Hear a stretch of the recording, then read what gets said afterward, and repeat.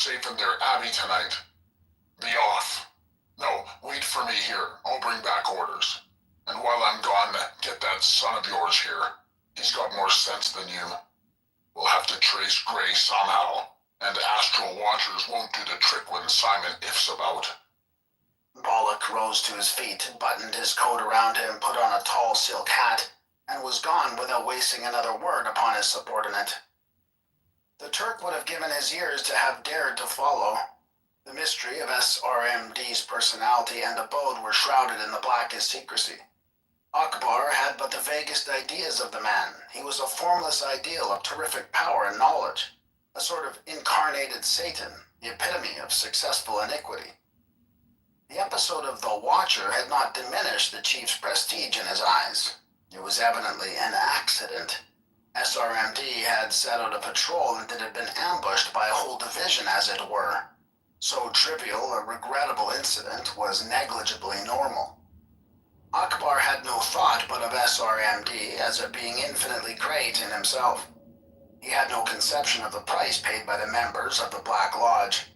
The truth is that as its intimates advance, their power and knowledge becomes enormously greater.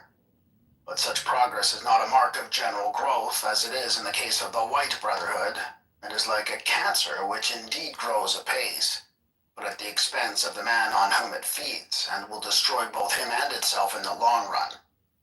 The process may be slow, it may extend over a series of incarnations, but it is sure enough. The analogy of the cancer is a close one, for the man who knows his doom suffers continual torture. But to this is added the horrible delusion that if only the disease can be induced to advance far enough, all is saved. Thus he hugs the fearful growth, cherishes it as his one dearest possession, stimulates it by every means in his power.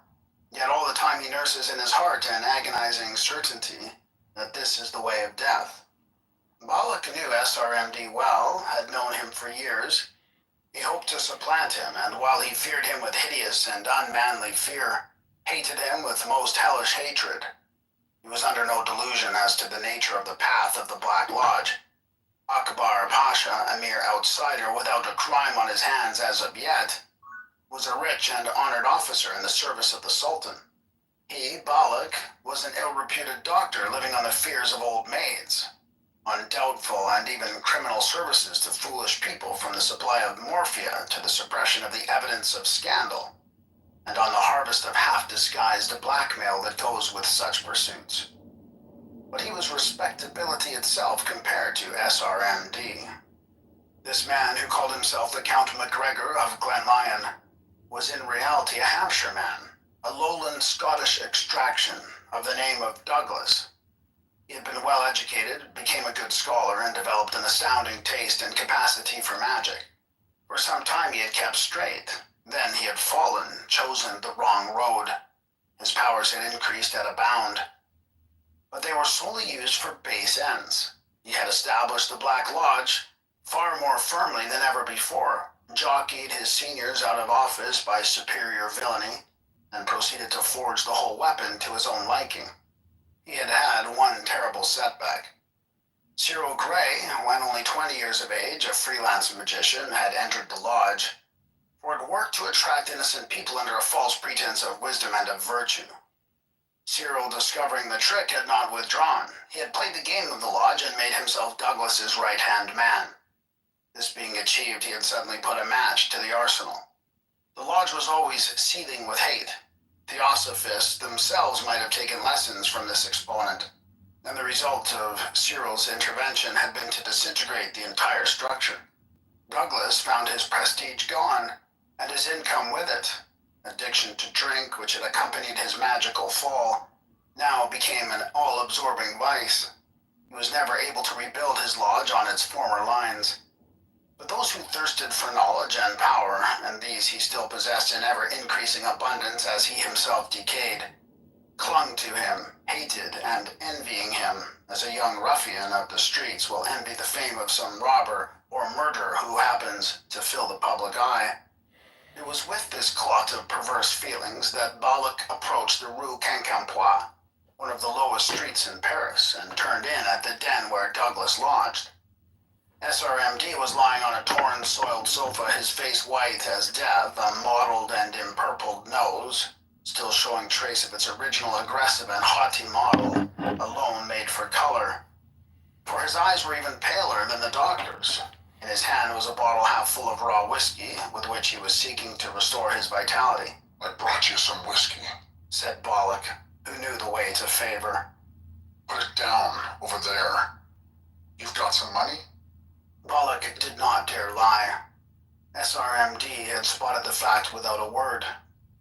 Only a check. You'll have half tomorrow when I've cashed it. Come here at noon. Despite the obvious degradation of his whole being, SRMD was still somebody. He was a wreck, but he was the wreck of something indubitably big. He had not only the habit of command, but the tone of fine manners. In his palmy days, he had associated with some very highly placed people. It was said that the third section of the Russian police bureau had once found a use for him. Is the Countess at home? Asked Bullock, apparently in courtesy. She's on the boulevard. Where else should she be at this time of night? It was the vilest thing charged against that vile parody of a man, his treatment of his wife. A young, beautiful, talented, and charming girl. The sister of a famous professor at the Sorbonne. He had delighted to reduce her to the bedraggled streetwalker that she was now. Nobody knew what Douglas did with his money. The contributions of his lodge were large. Blackmail and his wife's earnings aided the exchequer. He had probably a dozen other sources of income. Yet he never extricated himself from his sordidness, and he was always in need of money. It was no feigned need either, for he was sometimes short of whiskey. The man's knowledge of the minds of others was uncanny. He read Bollock at a gesture. Gray never struck the watcher, he said. It was not his style. Who was it? Simon If. I shall see to that. Bollock understood that, though SRMD feared If and loathed him, his great preoccupation was with Cyril Gray. He hated the young magician with a perfect hatred. He would never forget his ruin at those boyish hands. Also, he forgave nothing, from a kindness to an insult. He was malignant for the sake of malice. They will have him gone over to their house on Montmartre, continued Douglas in a voice of absolute certitude. We must have the exits watched by Abdul Bey and his men. But I know what Gray will do as well as if he had told me. He will bolt somewhere warm for his damned honeymoon. You and Akbar watch the Gare de Lyon. Now, look here. With a bit of luck, we'll finish off this game. I'm weary of it. Mark me well. Douglas rose. The whiskey he had drunk was impotent to affect him head or legs. He went over to a small table on which were painted certain curious figures. He took a saucer, poured some whiskey into it, and dropped a 5-franc piece into the middle. Then he began to make weird gestures and to utter a long conjuration, harsh-sounding and apparently in gibberish. Lastly, he set fire to the whiskey in the saucer. When it was nearly burnt through, he blew it out. He took the coin, wrapped it in a piece of dark red silk, and gave it to his pupil. When Gray boards a train, he ordered, go up to the engine driver, give him this, and tell him to drive carefully. Let him know what the fellow looks like. Get his name if you can. Say what you want to drink his health. Then come straight here in a cab. Bollock nodded. The type of magic proposed was familiar enough to him. He took the coin and made off. At the sign of the tranquil father, Akbar was awaiting him with his son Abdul Bey. The latter was in charge of the Turkish Secret Service in Paris, and he did not hesitate to use the facilities thus at his disposal to his own magical advancement. All his resources were constantly at the service of Bollock. Now that SRMD himself was employing him, he was beside himself with pride and pleasure. Bollock gave his instructions. An hour later, the house where Lisa was even then undergoing her ordeal would be surrounded by spies. Additional men would be placed at all the big terminals of Paris. For Abdul Bey meant to do the thing thoroughly. He would not take a chance. For all his fanatical faith in Douglas, he thought it prudent to provide against the possibility of an error in the chief's occult calculations. Also, his action would prove his zeal. Besides, Cyril might deliberately lay a false trail, was almost sure to play some trick of the sort. Bollock and Akbar Pasha were stationed in a restaurant facing the Gare de Lyon, ready to answer the telephone at any moment. "Now," said Abdul, "have you photographs of these people to show my men?" Bollock produced them. "I've seen this man Gray somewhere," remarked the young Turk casually. And then he gave a sudden and terrible cry. In Lisa, he recognized an unknown woman whom he admired the year before at a dance, and whom he had craved ever since. "Tell SRMD," he roared, "that I'm in this thing for life or death. But I asked the girl for a trophy." You'll get that, or anything else, said Bollock, if you can put an end to the activities of Mr. Cyril Gray. Abdul Bey rushed off without another word spoken, and Bollock and the Pasha went to the rendezvous appointed. They passed that night and the next day in alternate bouts of drink and sleep. About 8:30 on the following evening, the telephone rang. Douglas had judged rightly. The lovers had arrived at the Gare de Lyon. Bollock and his pupil sprang to life, fresh and vigorous at the prick of the summons to action. It was easy to mark the tall figure of the magician with the lovely girl upon his arm. At the barrier, the distinction touched the humanity of the collector. Tickets through to Rome and no luggage, most evidently an elopement. With romantic sympathy, the kind man determined to oppose the passage of Bollock, whom he supposed to be an angry father or an outraged husband. But the manner of the Englishman disarmed him. Besides, he had a ticket to Dijon. Concealing himself as best he could, the doctor walked rapidly to the head of the train. There, assuming the character of a timid old man, he implored the driver, with the gift of the bewitched cartwheel, to be sure to drive carefully. He would drink the good fellow's health, to be sure. What name? "Oh, Marcel Dufour." "Of the Furnace, that is appropriate," laughed the genial passenger, apparently reassured as to his security. But he did not enter the train. He dashed out of the station and into a motor cab, overjoyed to return to Douglas with so clean a record of work accomplished. He never gave the Turk another thought. But Akbar Pasha had had an idea. Bollock had taken a ticket for Dijon. He would take one too. And he would go. He would retrieve his error of yesterday. He was not in the least afraid of that cub Gray when Simon If was not there to back him. It would go hard, but he should get a drop of Lisa's blood. If he had to bribe the wagon-lit man, then, who knows, there might even be a chance to kill Gray. He waited till the last moment before he boarded the train. The train would stop at Moret-le-Sablon. By that time, the beds would be made up. He would have plenty of time to act. He could go on to Rome if necessary. Cyril Gray, away from the influence of Simon If, had become the sarcastic sphinx once more. He was wearing a traveling suit with knickerbockers, but he still affected the ultra-pontifical diplomatist. "The upholstery of these cars is revolting," he said to Lisa with a glance of disgust. And he suddenly opened the door away from the platform and lifted her onto the permanent way. Thence into a stuffy compartment in the train that was standing to the next voie. "A frosty moonlight night like this," he said, pulling a large black pipe from his pocket and filling it, "indicates, to romantic lovers like ourselves, the propriety of a descent at Moret, a walk to Barbizon, to the forest, a return to Moret by a similar route in a day or so in the pursuance of our journey to Naples. See Naples and die," he added musingly. "Decidedly a superior program." Lisa would have listened to a proposition to begin their travels by swimming the Seine, on the ground that the day after tomorrow would be Friday, so she raised no objection. But she could not help saying that they would have reached Moret more quickly by the Rapide. "My infant child," he returned, "the celebrated Latin poet Quintus Horatius Flaccus has observed, for our edification and behoof, festina lente. This epigram has been translated by a famous Spanish author, Manana. Dante adds his testimony to truth in his grandiose outburst, Domini. Also, an Arab philosopher whom I personally revere remarks, if we may trust the assertion of Sir Richard Francis Burton, KCMG, and why should we not?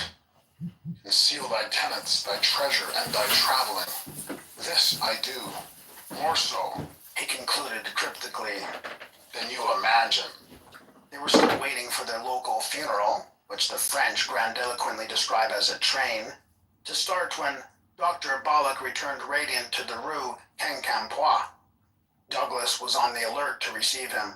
The news took only a second to communicate. "Marcel Dufour," cried SRMD. "We shall drink for him as he may not drink on duty." He carefully opened 2 bottles of whiskey, mixed the stale spirit in the magic saucer with their contents, and bade Bollock to join him at the table. "Your very good health, Marcel Dufour," cried Douglas. "And mind you drive carefully." Bollock and he now set to work steadily to drain the 2 bottles. A stiff nip every minute. But the stuff had no effect on them. It was far otherwise with the man on the engine. Almost before he had well left Paris behind him, he had begun to fret about the furnace. He told his firemen to keep up the fullest head of steam. At Melun, the train should have slackened speed. Instead, it increased it. The signalman at Fontainebleau was amazed to see the rapide rush through the station 8 minutes ahead of time against the signals.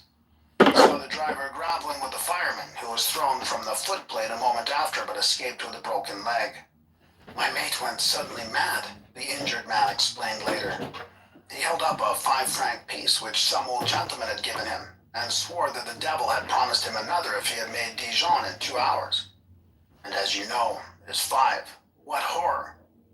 He grew afraid, saw the signals set at danger, and sprang to the lever. Then that poor crazed Dufour had thrown him off the train.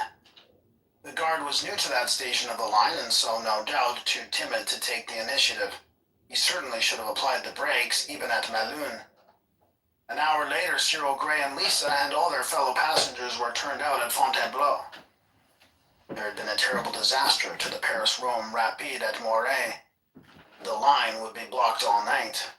"This contretemps," said Cyril, as if he had heard of a change of program at the theater, "will add appreciable to the length, and may I add to the romance of our proposed walk." When they reached Moret more than 3 hours later, they found the Rapide inextricably tangled with a heavy freight train. It had left the line at the curve and crashed into the slower train.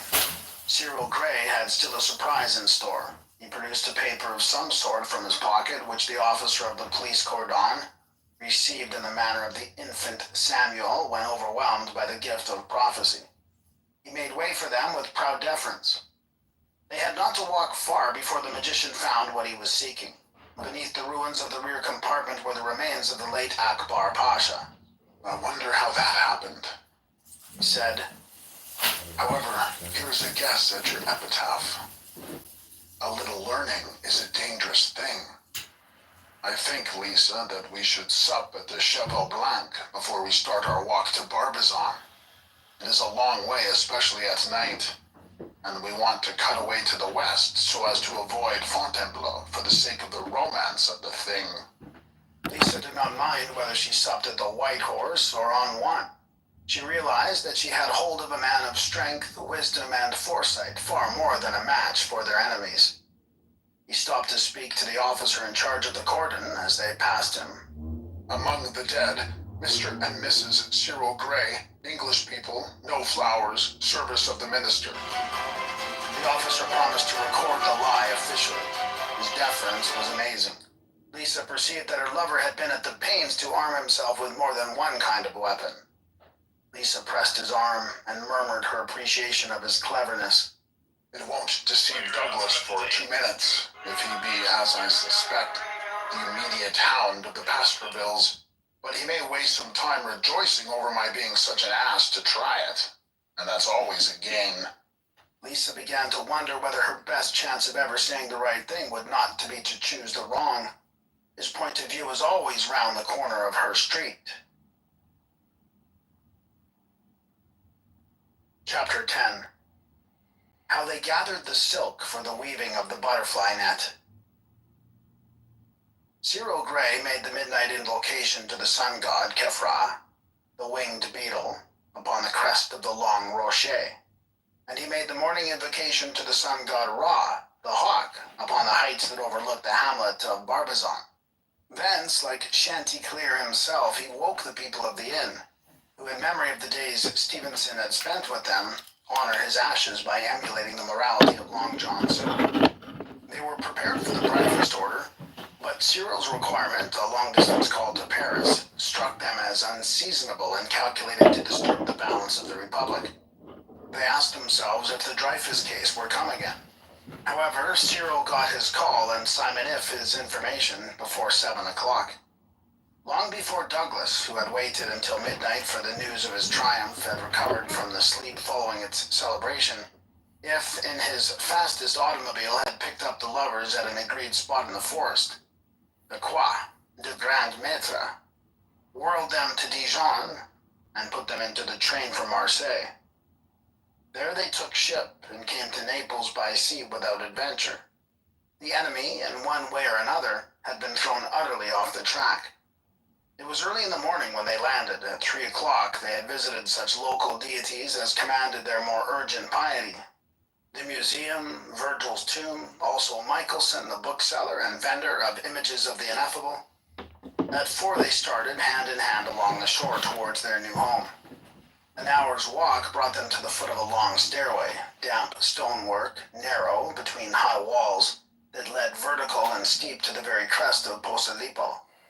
One could see the old church amid its cluster of houses. Cyril pointed to a house a couple 100 yards north of the church. It was the most attractive building on the hillside. The house itself was not large, but it was built like a toy imitation of one of those old castles that one sees everywhere on difficult heights throughout most of southern and even central Europe, and along the shore towards their new home. An hour's walk brought them to the foot of a long stairway, damp stonework, narrow, between high walls, that led vertical and steady. The museum, Virgil's tomb, also Michelson, the bookseller and vendor of images of the ineffable. At 4 they started, hand in hand, along the shore towards their new home. An hour's walk brought them to the foot of a long stairway, damp stonework, narrow, between high walls, that led vertical and steep to the very crest of Posilipo. One could see the old church amid its cluster of houses. Cyril pointed to a house a couple 100 yards north of the church. It was the most attractive building on the hillside. The house itself was not large, but it was built like a toy imitation of one of those old castles that one sees everywhere on difficult heights throughout most of southern and even central Europe. In a word, like a castle in a fairy story. It looked from below, owing to foreshortening, as if it were built over a sheer rampart, like the Potala at Lhasa. But this was only the effect of merging a series of walls which divided the garden by terraces. "Is that the butterfly net?" cried Lisa, slapping her hands with delight. "That," he dissented, "is the net." Once again Lisa felt a pang of something like distrust. His trick of saying the simplest things as if they bore a second meaning hidden from her annoyed her. He had been strangely silent on the voyage and wholly aloof from her on those plains where she most needed him. That was a necessary condition of the experiment, of course, but nonetheless it tended to disturb her happiness. Such talks as they had had were either purely educative, magic, or 6 easy lessons, he called it, or magic without tears, or else they were conventional lovers' chats, which she felt sure he despised. He would tell her that her eyes were like the stars, and she would think that he meant, "What am I to say to this piece of wood?" Even nature seemed to stir his contempt in some way. One night she had noticed him wrapped in a poetic trance, leaning over the bows watching the foam. For a long while he remained motionless, his breast rising quickly and falling, his lips trembling with passion. And then he turned to her and said in cold blood, "Ought that to be used to advertise a dentifrice or a shaving soap?" She was sure that he had rehearsed the whole scene merely to work her up in order to have the fun of dropping her again. Only the next morning she woke early to find a penciled sonnet on his table, a poem so spiritual, so profound, and of such jewel-craft that she knew why the few people whom he had allowed to read his work thought him the match of Milton. So apt were the similes that there could be no doubt that he had thought it out line by line, in that trance which he had marred for her by his brutal anticlimax. She had asked him about it, Some people, he had said quite seriously, have one brain. Some have two. I have two. A minute later, oh, I forgot. Some have none. She had refused to be snubbed. What do you mean by you're having two brains? I really have. It seems as if in order to grasp anything I were obliged to take its extremes. I see both the sublime and the ridiculous at once, and I can't imagine one existing apart from the other, any more than you can have a stick with only one end. So I use one point of view to overbalance the other, like a child starting to swing itself. I'm never happy until I've identified an idea with its opposite. I take the idea of murder, just a plain horrid idea, but I don't stop there. I multiply that murder and intensify it a millionfold, and then a millionfold again. Suddenly, one comes out into the sublime idea of the opening of the Eye of Shiva, when the universe is annihilated in an instant. Then I swing back and make the whole thing comic by having the hero chloroform Shiva in the nick of time so that he can marry the beautiful American heiress. Until I've been all round the clock like that, I don't feel that I have the idea at all. If you had only let me go on about the shaving soap, I should have made it into something lovely again. And all the time I should have perceived the absolute identity of even the two contradictory phases. But it was beyond her still, in each case as it came up. That is the net. A riddle. It might mean 1,000 things. And to a woman of her positive and prosaic temperament, which she had for all her hysteria and romanticism, doubt was torture. Love itself always torments women of this type. They want their lovers under lock and key. They would like love itself to be a more substantial commodity, a thing that one could buy by the pound and store in a safe or an ice chest. Doubt and jealousy, those other handmaidens of love, are also the children of imagination. But people wrongly use the word imagination to mean abstraction of ideas from concrete facts. And this is the reverse of the truth. Imagination makes ideas visible, clothes being and form. It is, in short, very much like the faith of which Paul speaks. When true imagination makes true images of the unseen, we have true love, and all true gods. When false imagination makes false images, then come the idols, Moloch, Yahweh, Jagannath, and their kindred, attended by all shapes of vice, of crime, of misery. Lisa was thinking, as she climbed the apparently unending staircase, that she had taken pretty long odds. She had not hesitated to buck the tiger life. Simon If had warned her that she was acting on impulse. But, on the top of that, he had merely urged her to be true to it. She swore once more that she would stick to her guns. The black mood fell from her. She turned and looked upon the sea now far below. The sun, a hollow orb of molten glory, hung quivering in the midst of the Mediterranean, and Lisa entered for a moment into a perfect peace of spirit. She became one with nature instead of a being eternally at war with it. But Cyril turned his face again to the mountain. She knew that he wanted to perform the evening adoration from the terrace of the house itself. At last they came out from the narrow gangway to the by-street behind the church. There was an old and neglected thoroughfare, far from the main automobile road that runs along the crest. It was a place that the centuries had forgotten. Lisa realized that it was a haven of calm, and in a sense she resented the fact. Her highly colored nature demanded constant stimulus. She was an emotional fiend, if one may construct the term by analogy with another branch of pathology. The lovers turned to the left through the village. In a few minutes the road opened and they saw the villa before them. It stood on a spur of rock, separated from the main hill by a sharply cut chasm. This was spanned by an old stone bridge, a flying arch set steeply from the road to the house. It almost gave the effect of a frozen cascade issuing from the great doorway. Cyril led Lisa across the bridge. This house was not served like that they had left behind them in Paris. Visitors were not expected or desired at any time, and the inmates rarely left the grounds except on duty. It was therefore some time before an answer to the summons reached them. Cyril's hand dragging down an iron rope, had sat swinging a great bell deep and solemn, like a tocsin, in the turret which overlooked the chasm. Not until its last echo was done did a small Judas in the door slide back. Cyril held up his left hand and showed his seal ring. Immediately the door swung open.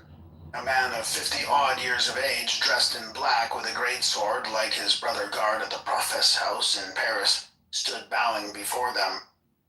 Do what thou wilt shall be the whole of the law. I enter the house. With these words, Cyril Gray assumed possession.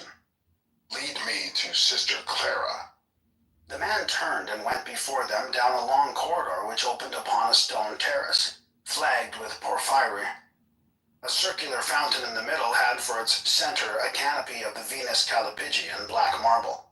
The parapet was decorated with statues of satyrs, fauns, and nymphs.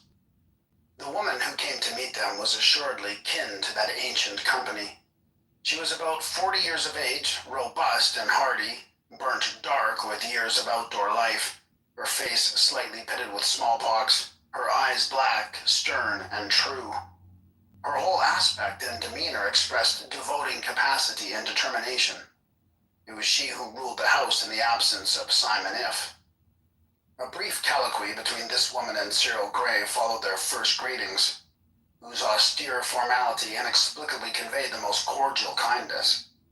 He explained that he wished her to continue in full control of the house, only modifying its rules so far as might be necessary for the success of a certain experiment in magic, which he had come to carry out. Sister Clara acquiesced with the slightest of nods. Then she raised her voice and summoned the others to the evening adoration of the sun. Cyril performed this as leader. The duty done, he was free to meet his new brothers and sisters. Sister Clara was assisted by two young women, both of the slender, willowy type, rather babyish even, one might say, with their light brown fluffiness and their full red soft lips. They remained standing apart from the men who numbered 5. First in rank came the burly brother Onofrio, a man of some 35 years, strong as a bull with every muscle like iron from constant physical toil. 2 men of 30 stood beside him, and behind them 2 lads of about 16. They were all devoted, so far as the outer world was aware, to the healing of humanity in respect of its physical ills. The men were doctors or students, the women nurses, though in fact Sister Clara was herself the most brilliant of them all, a surgeon who could have held her own against any man in Europe. But it was contrary to the rule of the house for any sick person to lodge there. The private hospital which was attached to it was situated some 300 yards further back from the hillside. At a glance, Lisa perceived that she had come into a circle where discipline was the first consideration. Everyone moved as if a Prussian sergeant had been in charge of him from infancy. Everyone looked as if his responsibility were ever present to his mind. These manners sat naturally enough upon Clara and Onofrio. On the others, the idea was hardly yet assimilated, but there was no evidence of any outward constraint. Even the youngest of the boys was proud to take himself so seriously as he did. A touch of frost was in the air. Cyril led Lisa within. A special set of rooms had been prepared for the reception, but Lisa was displeased to find that they had been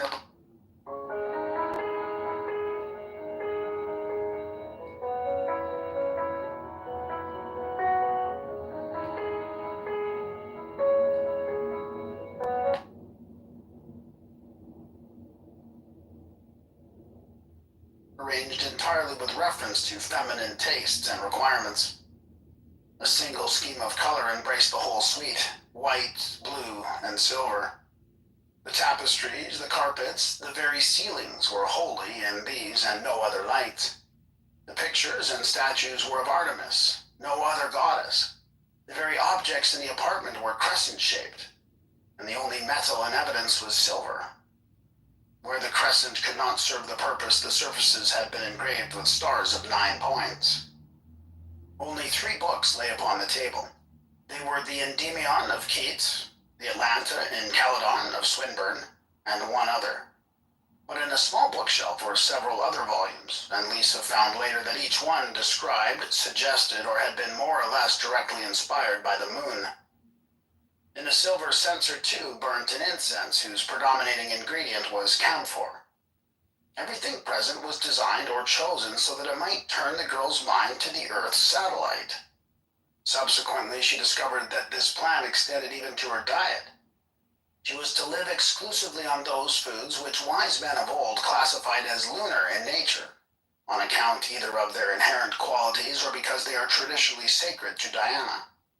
After the beginning of the experiment, no male was to enter that apartment. She was a little frightened on grasping the fact that Cyril must have foreseen her perfect compliance from the beginning. He noticed it with a slow smile and began to explain to her why he had chosen the moon as the type of butterfly they were going to snare. The moon has the most powerful influence in your horoscope, he said. She stands in her own sign, Cancer, in the mid-heaven. The Sun and Mercury are rising and square to her, which is not specially good. It may bring trouble of a certain kind. But Neptune is sextile to her, and Jupiter and Venus trine. It is about as good a horoscope as one could hope for in such a case. The worst danger is the conjunction of Luna and Uranus. They are much too close to be comfortable. My own nativity goes well with yours, for I am primarily solar by nature, though, heaven knows, Herschel in the ascendant modifies it, and so I make the compliment to you. But I'm not to influence you or associate with you too much. I shall sleep with the men in the square tower yonder, which is kept magically separate from the rest of the house. We shall all be working constantly to invoke the moon's influence and to keep off intruders. Sister Clara is egregiously powerful in work of this special kind. She has made a particular study of it for 20 years, and during the past 10 she has never spoken to a man except in strict necessity. Her pupils have taken a similar resolution. There is no question of vows, which imply self-distrust, fear of weakness, and of vacillation. The women of our order execute their own wills with no need of external pressure. Go thou and do likewise. Suddenly, he had become stern and gloomy, and she felt how terrible would be his anger or contempt. The morning broke brilliant, and Lisa found, not for the first time, that the most bracing influence resulted from the routine peculiar to the profess houses. To rise before dawn, to make a ceremonial ablution with the intention of so purifying both body and mind that they should be as it were newborn. Then the joyous outburst of adoration as the sun rose to sight. This was a true opening of the day. Insensibly the years slipped from her. She became like a maiden in thought and in activity. About a week was to elapse before the new moon, at the moment of which the operation was timed to commence. But it was a busy week for Cyril Gray. With brother Onofrio, whom he had taken an immense liking, he inspected every inch of the defenses of the house. It was already a kind of fortress. The terraces were bounded by ramparts angled or rounded so as to suggest that old-fashioned pattern of military work of which Fort William in Calcutta is said to be the most perfect example. But the defense of which the magicians were thinking was of a different order. The problem was to convert the whole place as it stood into an impregnable magical circle. For years, of course, the place had been defended, but not as against its present dangers. It had been hitherto sufficient to exclude evil and ignorant beings, things of the same class as Douglas's Watcher. But now a far more formidable problem was in view. How to dissuade a soul, a being armed with the imperial right to enter, from approaching.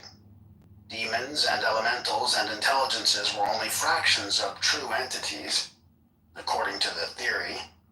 They were illusions, things merely three-dimensional with no core of substance in themselves. In yet another figure, they were adjectives and not nouns. But a human soul is a complete reality. Every man and every woman is a star. To repel one such from its demand to issue into the world of matter was a serious difficulty, and also possibly involved no mean responsibility. However, Cyril's main hope was that any passing souls would be reasonable and not try to force themselves into uncongenial company, or plant themselves in unsuitable soil. He had always held that incarnation was balked when the soul discovered that the heredity and environment of the embryo it had chosen were too hostile to allow the desired manifestation. The soul would then withdraw, with the physical result of miscarriage, stillbirth, or where the embryo, deserted by the human soul, becomes open to the obsession of some other thing, such as a vampire, or what the Bible calls a dumb spirit, the production of monsters or idiots. Cyril Gray, by insisting upon constant devotion to the human ideal, hoped to ward off all other types of soul, just as the presence of a pack of wolves would frighten away a lamb. And he further trusted to attract potent forces, who would serve as a kind of lighthouse to his harbor. He imagined his desired moon soul, afloat in space, vehemently spurred towards the choir of sympathetic intelligences, whom it could hardly fail to perceive, by reason of the intensity of the concentration of the magical forces of the operators upon the human idea. 2 days before the beginning of the operation, a telegram from Paris reached him. It stated that, as he suspected, Balak and Douglas were the forces behind the attack. Further, that Gray's presence in Naples was known, and that 3 members of the Black Lodge had left Paris for Italy. He thought it undesirable to communicate the news to Lisa, but he renewed his general warnings to her. Child, He said, you are now ready for our great experiment. On Monday, the day of the new moon, you take the oath of dedication, and we shall be able to resume those relations which we temporarily renounced. Now let me say to you that you are absolutely guarded in every way but one. The weak spot is this. We cannot abolish unsuitable thoughts entirely from your mind. It is for you to do that, and we have done our best to make the conditions as favorable as possible. But I warn you that the struggle may be bitter. You will be amazed at the possibilities of your own mind, its fertility of cunning, its fatally false logic, its power of blinding you to facts that ought to be as clear as daylight. Yes, even to those things before your very eyes. It will seek to bewilder you, to make you lose your mental balance. Every trick is possible. And you will be so beaten and so blind that you have only one safeguard, which is to adhere desperately to the literal terms of your oath. Do that, and in a little while the mind will clear. You will understand what empty phantoms they were that assailed you. But if you fail, your only standard is gone. The waters will swirl about you and carry you away to the abyss of madness. Above all, never distinguish between the spirit and the letter of your oath. The most exquisite deceit of the devil is to lure you from the plain meaning of words. So though your instinct and your reason and your common sense and your intelligence all urge you to interpret some duty otherwise than in the plain original sense, don't do it. I don't see what you mean. Here's a case. Suppose you swore not to touch alcohol. The devil would come with a sickness and an alcoholic medicine. He would tempt you to say that, of course, your oath didn't mean medicinally. Or you would wish to rub your skin with eau de cologne. Of course, touch really meant drink. And I should really be right to be stupidly literal like that? Yes, in a case where the mind, being under a magical strain, becomes unfit to judge. It's the story of Bluebeard. Only you must alter it so that the contents of the fatal chamber exist only in the woman's imagination. That she had so worked herself up by what she thought she might see, that she also thought she saw it. So be on your guard. On the last day of the old moon, he gave her an idea of the main program. First, the honeymoon. Their normal relations were to endure until there was evidence of the need to emphasize the crucial point of the operation. From that moment, she was to see nothing of Cyril save in the ceremonies of invocation. All other relations were to cease. The lover would become the hermit. The magician had calculated the probable moment of incarnation as about 6 months before the day of birth. Once it became certain that the soul had taken possession of the embryo, the hermit would become the elder brother. It was clearly the middle period that was critical, not only because of the magical difficulties, but because Lisa herself would be under intense strain and isolated from her lover's active sympathy. But Cyril thought it best to dare these dangers rather than to allow his own soul to influence her atmosphere, as his solar personality might possibly drive away the very butterfly which they wished to collect. In fact, his human individuality was one of those things that had to be banished from her neighborhood. She must know nothing of him but the purely magical side, when clothed in robes suitable to the invocations of Luna, and with word and gesture concentrated wholly upon the work, he sank Cyril Grey utterly in the priests of Artemis. Thy shrine, thine oracle, thine heat of pale-mouthed prophet dreaming.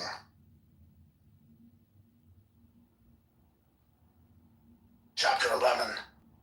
Of the Moon of Honey and its events, with sundry remarks on magic, the whole adorned with moral reflections useful to the young.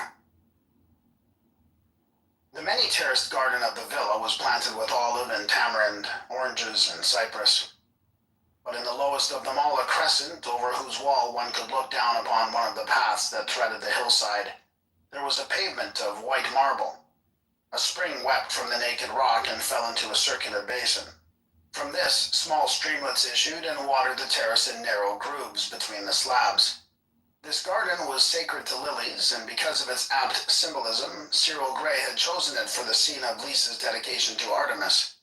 He had set up a small triangular altar of silver, and it was upon this that Sister Clara and her disciples came thrice nightly to make their incantations.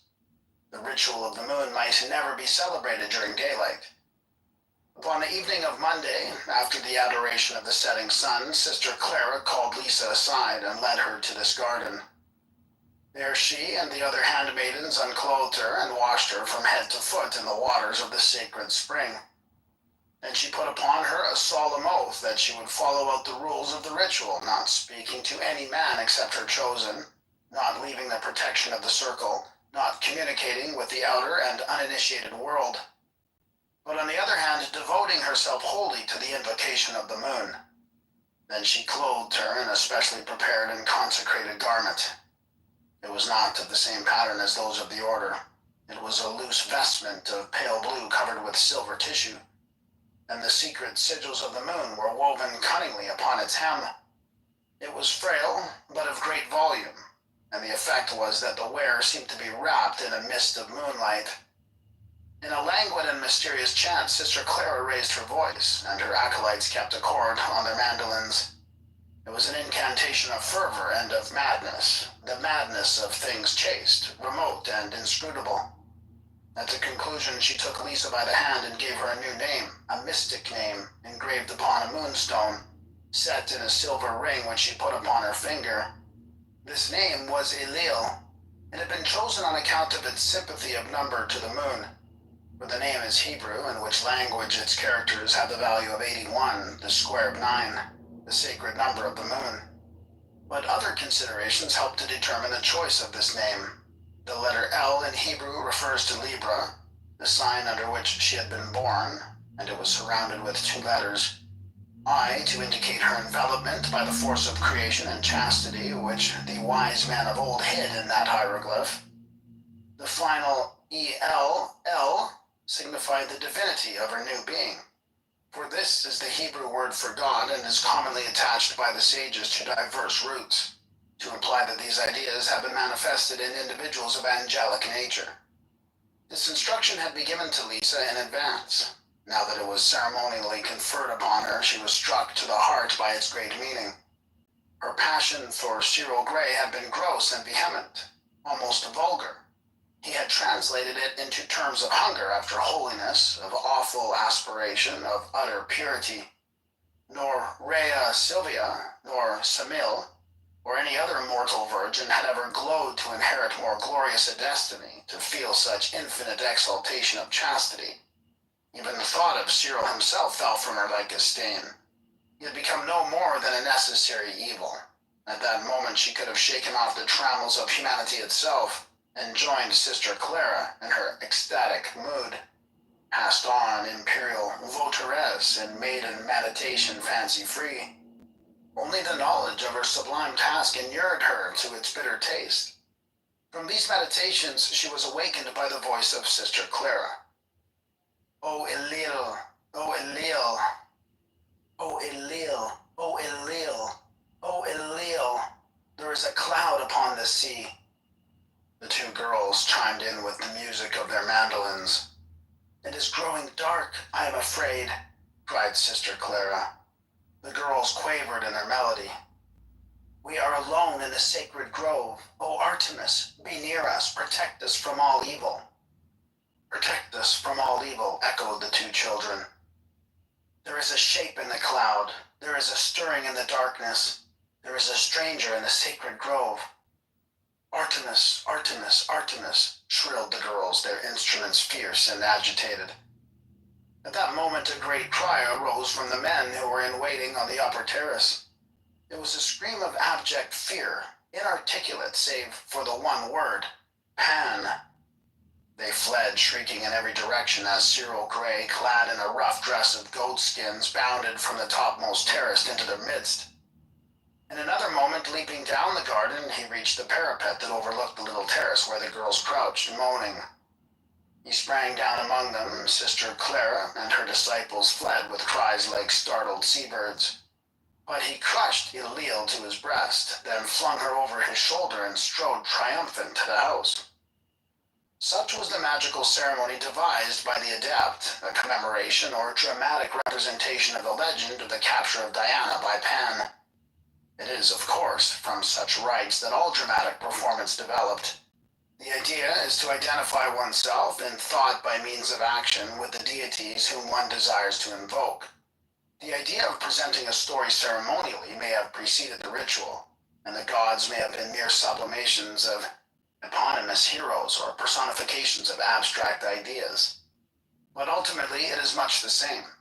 Admit that the genius of man is divine, and the question, which is the cart and which is the horse, becomes as pointless as if one asked it about an automobile. The ensuing month, from the middle of November until the week before Christmas, was a honeymoon. But animal appetite was scarce more than an accidental adjunct. The human love of Cyril and Lisa had been raised to inconceivable heights by the backbone of spirituality and love of mankind that lay behind its manifestations. Moreover, everything was attuned to it, nothing detracted from it. The lovers never lost sight of each other for an hour. They had their fill and will of love, but in a way and with an intensity of which worldly lovers never dream. Even sleep was to them but as a veil of many colors cast upon their rapture.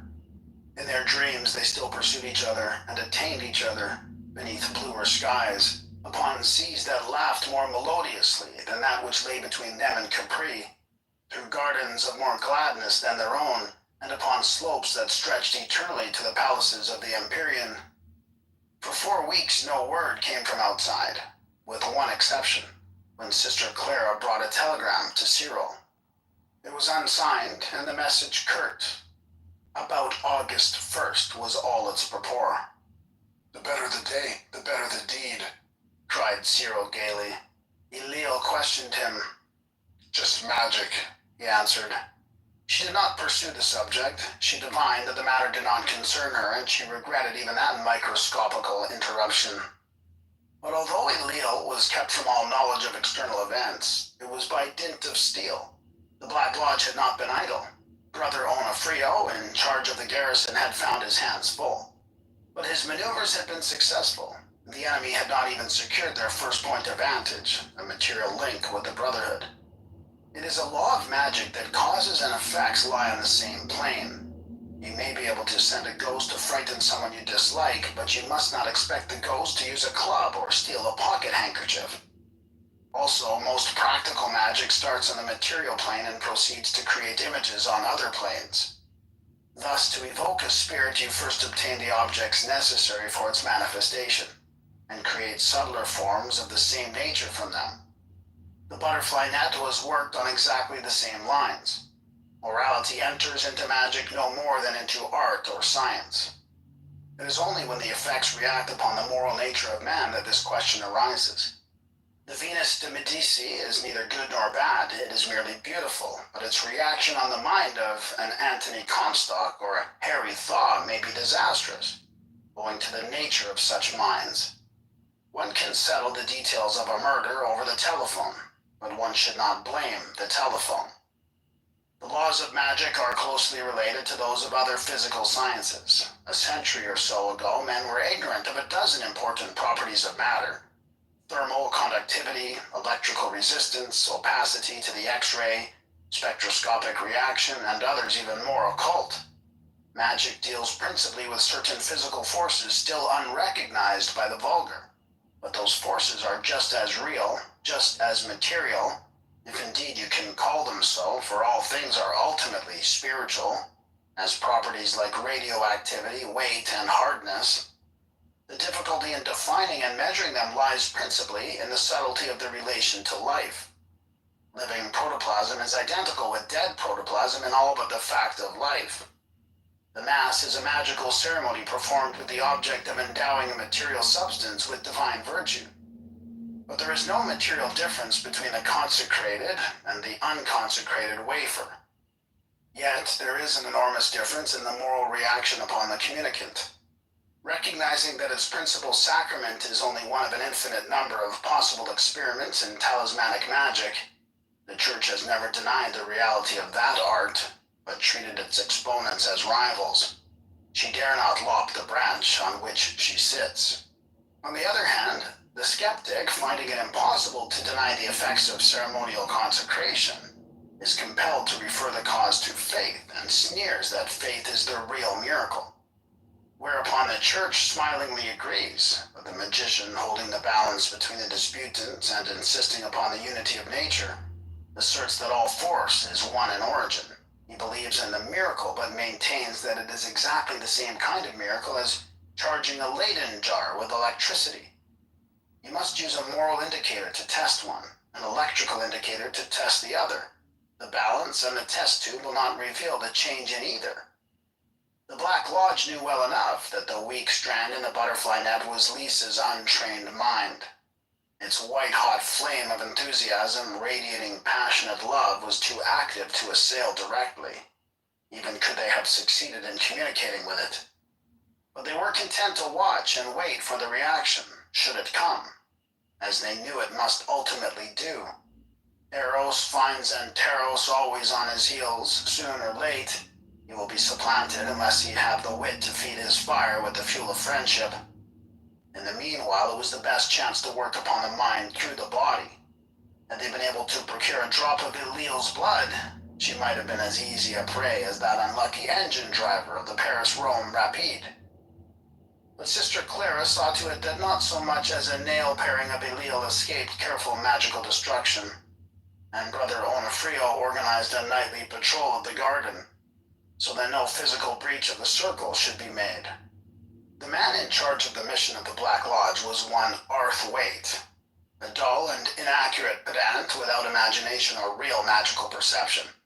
Like most black magicians, he tippled habitually, and his capacity for inflicting damage upon others was limited by his inordinate conceit. He hated Cyril Gray as much as he hated anyone, because his books had been reviewed by that bright spirit in his most bitterly ironical strain, in the Emerald Tablet, the famous literary review edited by Jack Flynn. And Gray had been at particular pains to point out elementary blunders in translation which showed that Arth Waite was comically ignorant of the languages in which he boasted scholarship. But he was not the man for the task set him by Douglas. His pomposity always stood in his way.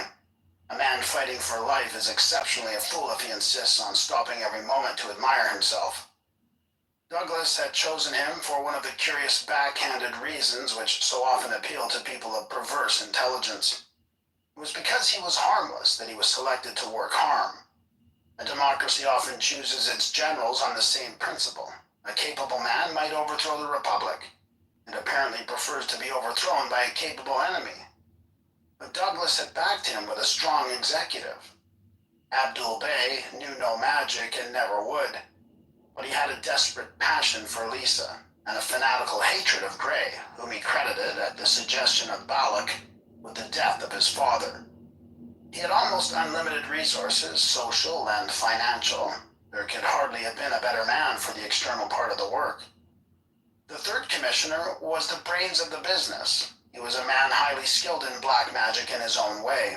He was a lean, cadaverous Protestant Irishman named Gates, tall with the scholar's stoop, He possessed real original talent, with now and then a flash of insight which came close to genius.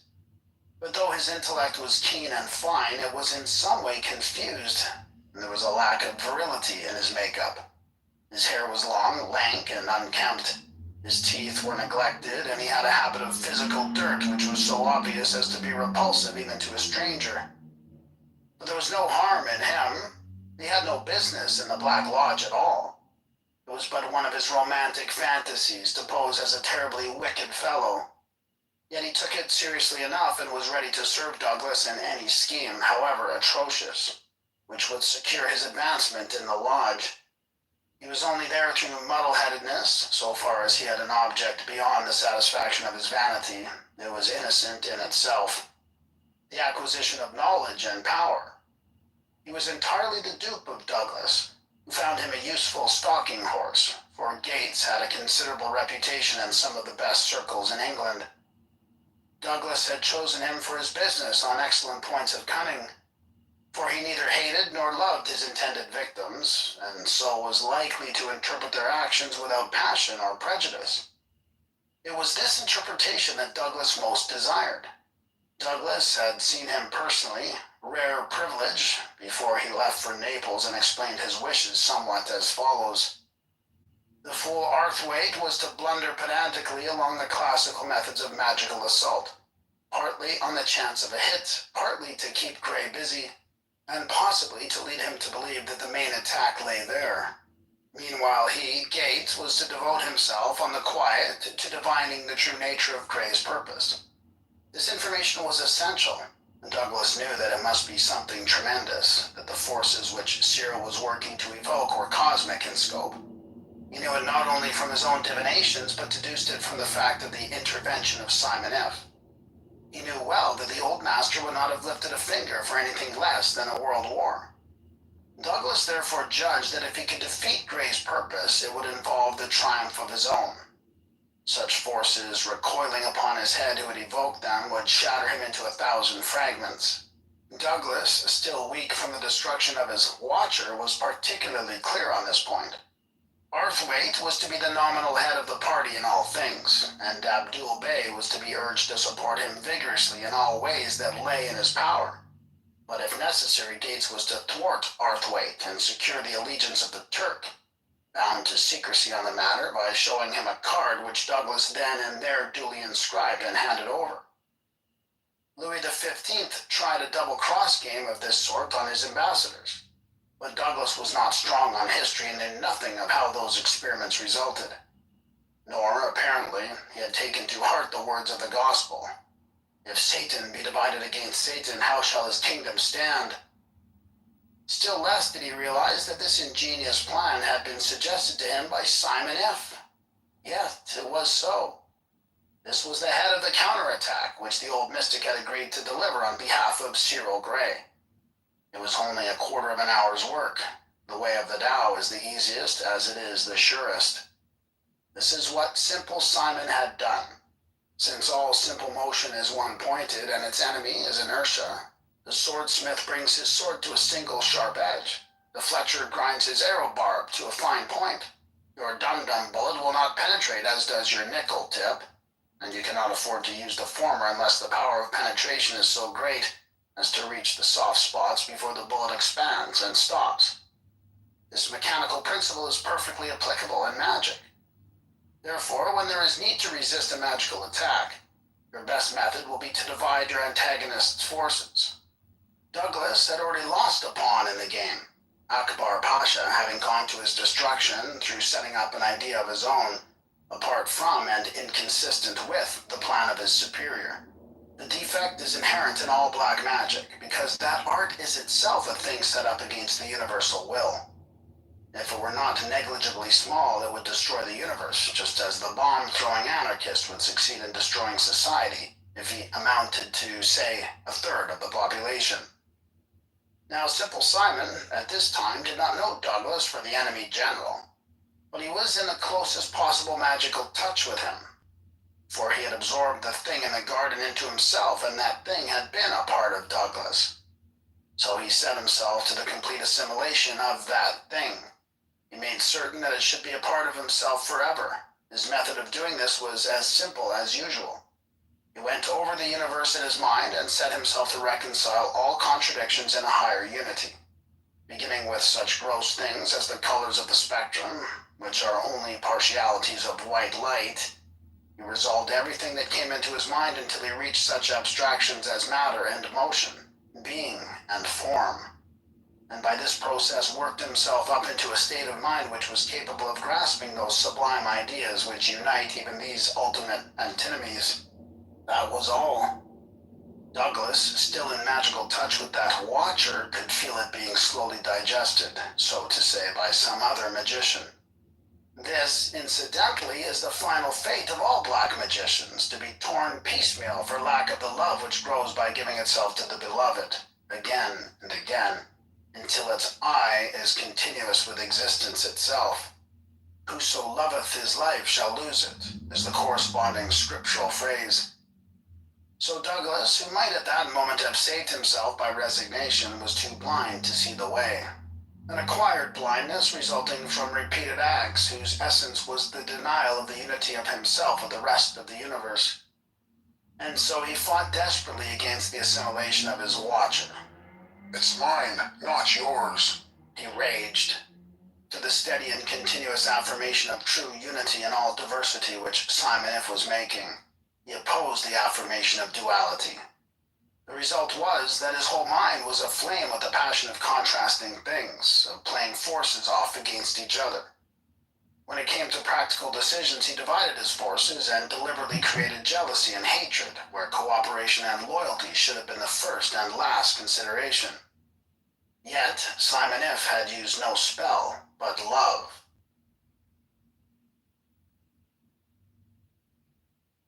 Chapter 12. Of Brother Onofrio, his stoutness and valiance, and of the misadventures that came thereby to the Black Lodge. The ecclesiastic is a definite type of man. The Italian priest has changed his character in 3,000 years as little as he has his costume. Brother Onofrio's father happened to be a free-thinking anti-clerical, a pillar of masonry. Otherwise, his son would assuredly have been a bishop. The type is perfectly pagan, whatever the creed, is robust and subtle, spiritual and sensual, adroit in manipulation of inferiors and superiors alike. It has the courage which vigorous health and the consciousness of its own validity combine to give. And where courage will not serve the turn, astuteness deftly takes its place. A stupid pedant like Edwin Arthwaite is the very feeblest opponent for such a man. Brother Onofrio, while successfully practicing magic, was quite ready at a moment's notice to throw the whole theory overboard with a hoarse laugh, and at the same time to reckon his action in so doing a branch of magic also. It was the beginning of the duplicate brain development which Cyril Gray had cultivated to so high a point of perfection. But Arthwaite was in the fetters of his own egoism. While he pronounced himself father and grandfather of all spiritual science, in language that would have seemed stilted and archaic to Henry James or Osric, and presumptuous in the mouth of an archangel, he was the bond-slave of utterly insignificant writers, fakers of magical grimoires of the 14th century, hawkers of spells and conjurations to a benighted peasantry who wished to bewitch cows or to prevent their neighbors from catching fish. Arthwaite had published a book to show the folly of such works, but in practice they were his only guide. In particular, he swore by the Black Bullet, which seemed to him less dangerous than the Grand Grimoire, or the forgery attributed to Pope Honorius. He wanted to evoke the devil, but was terrified lest he should be successful. However, nobody could be more pedantically pious than he in following out the practical prescriptions of these absurd charm books. This individual might usually have been discovered during that honeymoon in the Naples villa, seated in the armchair of the apartment which he had rented in the Galleria Vittoria. He would be clad in a frock coat of city cut, for he affected the professional man, and his air would be preoccupied. The arrival of his colleagues for consultation would apparently startle him from a profound speculation upon the weightier matters of the law.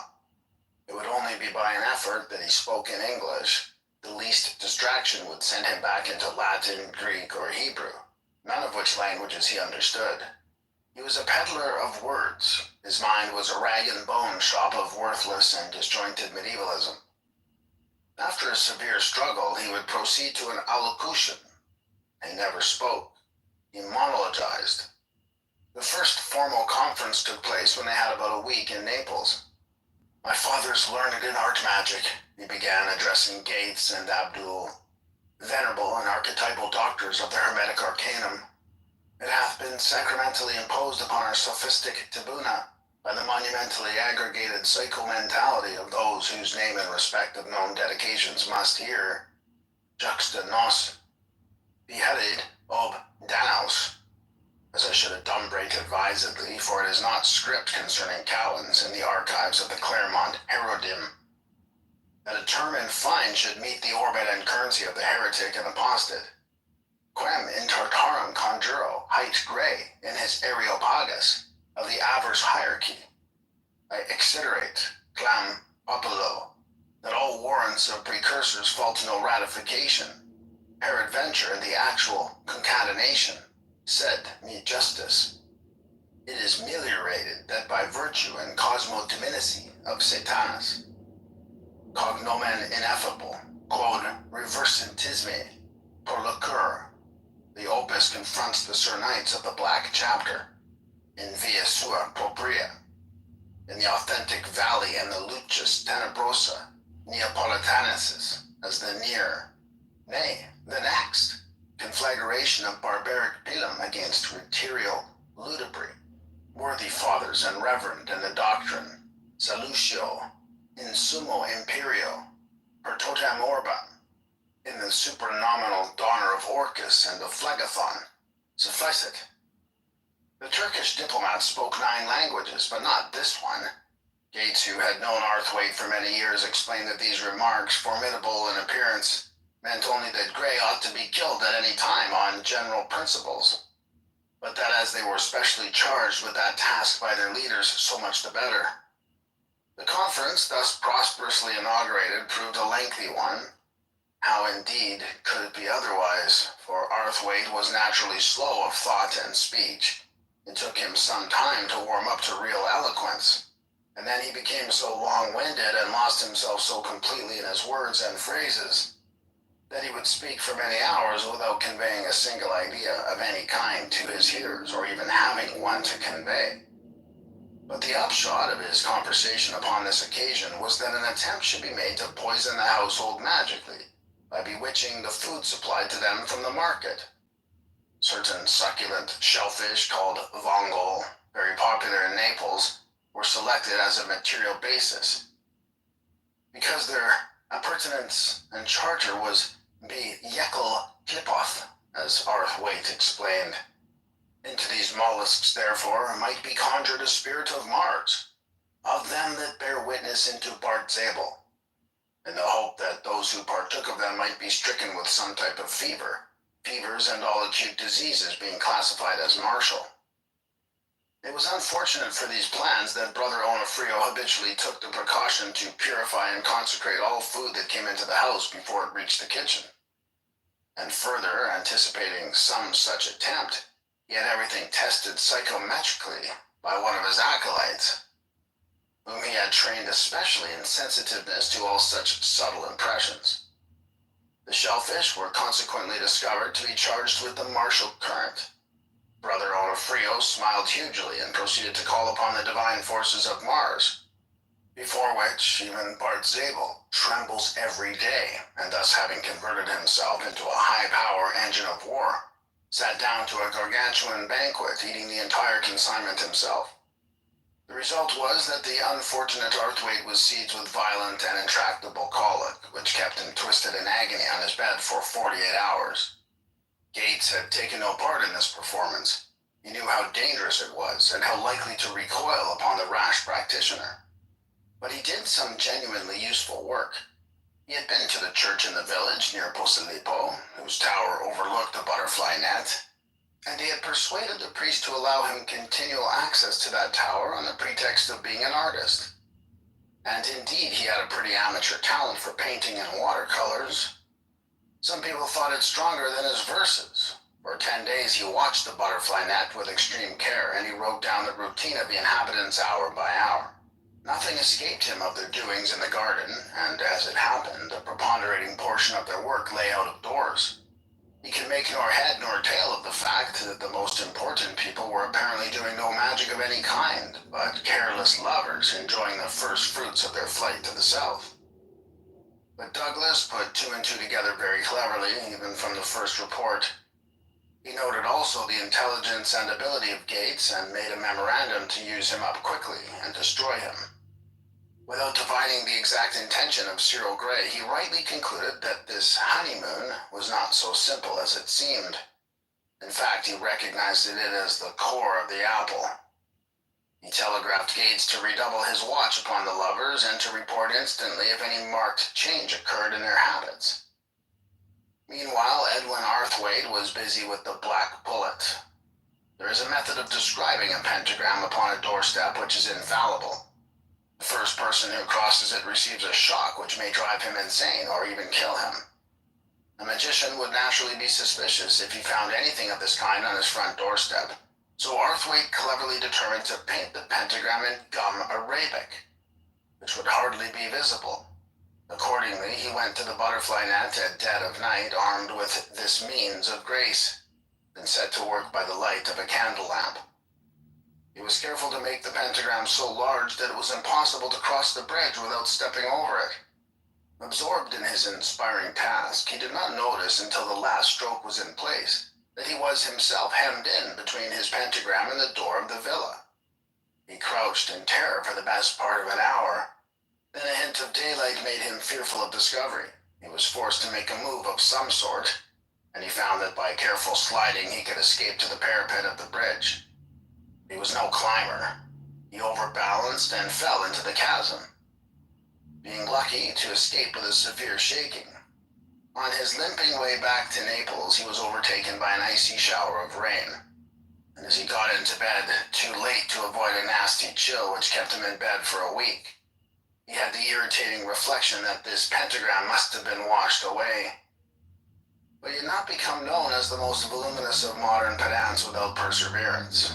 His literary method was that of the tank. It was not agile, it was not versatile, it was exposed to artillery attack. But it proceeded. It was as comprehensive as the catalogue of the British Museum, and almost as extensive. But he was not arranged. Such a man was not to be deterred by 2 failures or 42. Indeed, but for the frank criticism of Gates, he would have counted them successes. For his third experiment, he chose the wonder-working serpent, whose profession confers the power of attracting love. The appeal lay in the failure of Abdul to make any impression upon Lisa, whom he had courted in characteristically local manner by appearing guitar in hand below the terrace where she had been dedicated to the moon. He caught her there alone and called her by her name. She recognized him instantly. She had been violently attracted to him at the ball where they had originally met, and until she had seen Cyril, regretted constantly that she had missed the opportunity. The memory of that thwarted desire sprang vehement upon her, but she was at the white heat of her passion for Cyril. Even so, she half hesitated. She wanted to keep Abdul on ice, so to speak, for a future occasion. Such action was as instinctive with her as breathing. But her obligation was still fresh in her mind. She was pledged not to communicate with the outer world. She ignored him. She turned and left the garden without so much as a gesture. And he went back to Naples in a black fury against her. The wonder-working serpent was therefore an operation entirely to his taste. Gates thought the line of attack hopeful.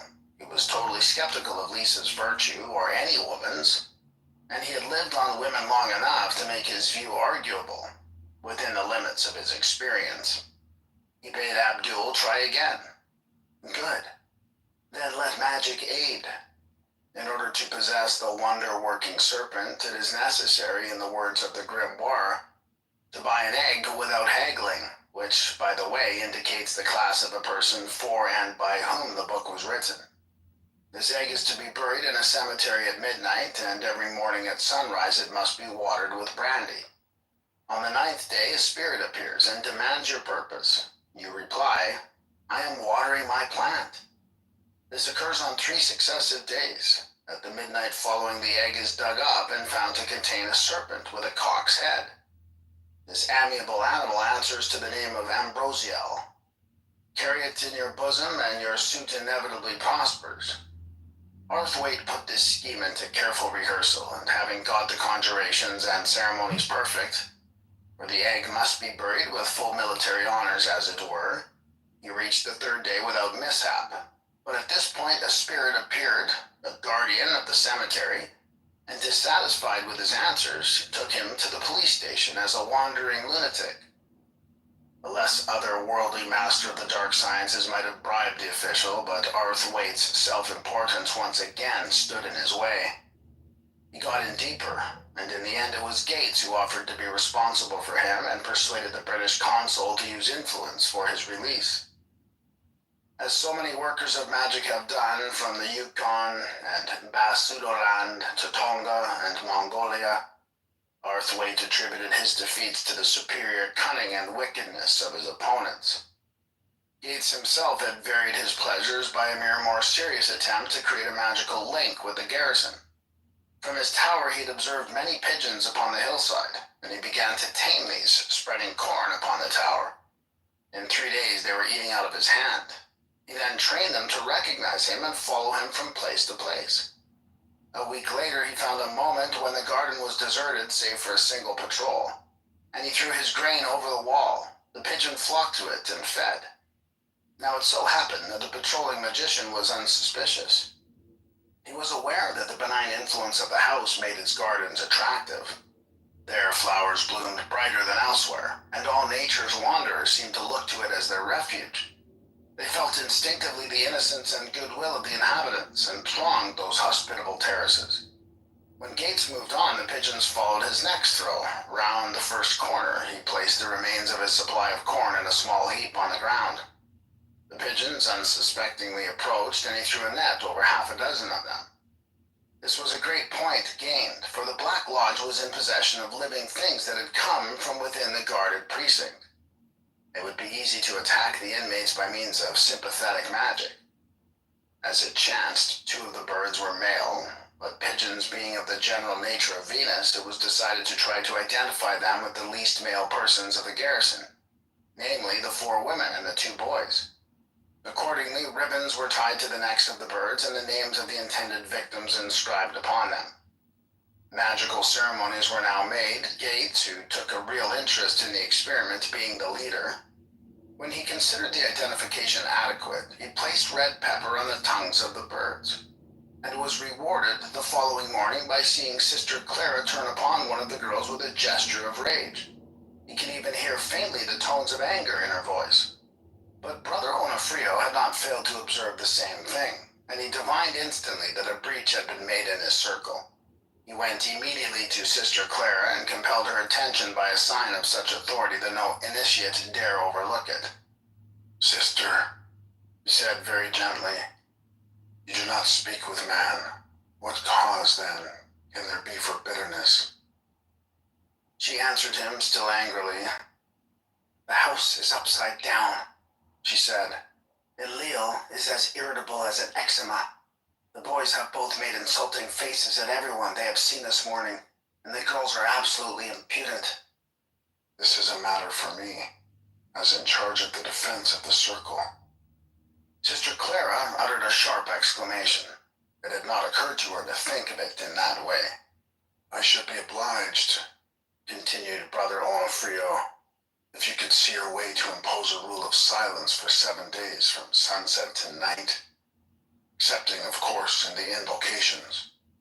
I will warn the boys. You take up the matter with Elil and the girls?" "It shall be done." Brother Onofrio went off to the private room where he did his own particular magic. He saw that a serious inroad had been made, but his divination on this occasion failed to enlighten him. His favorite device was the tarot, those mysterious cards with their 22 hieroglyphic trumps, and as a rule he was able to discover all kinds of unknown matters by their use. But on this attempt he was baffled by the monotony of his answer. However he used the cards, they always reverted to a single symbol.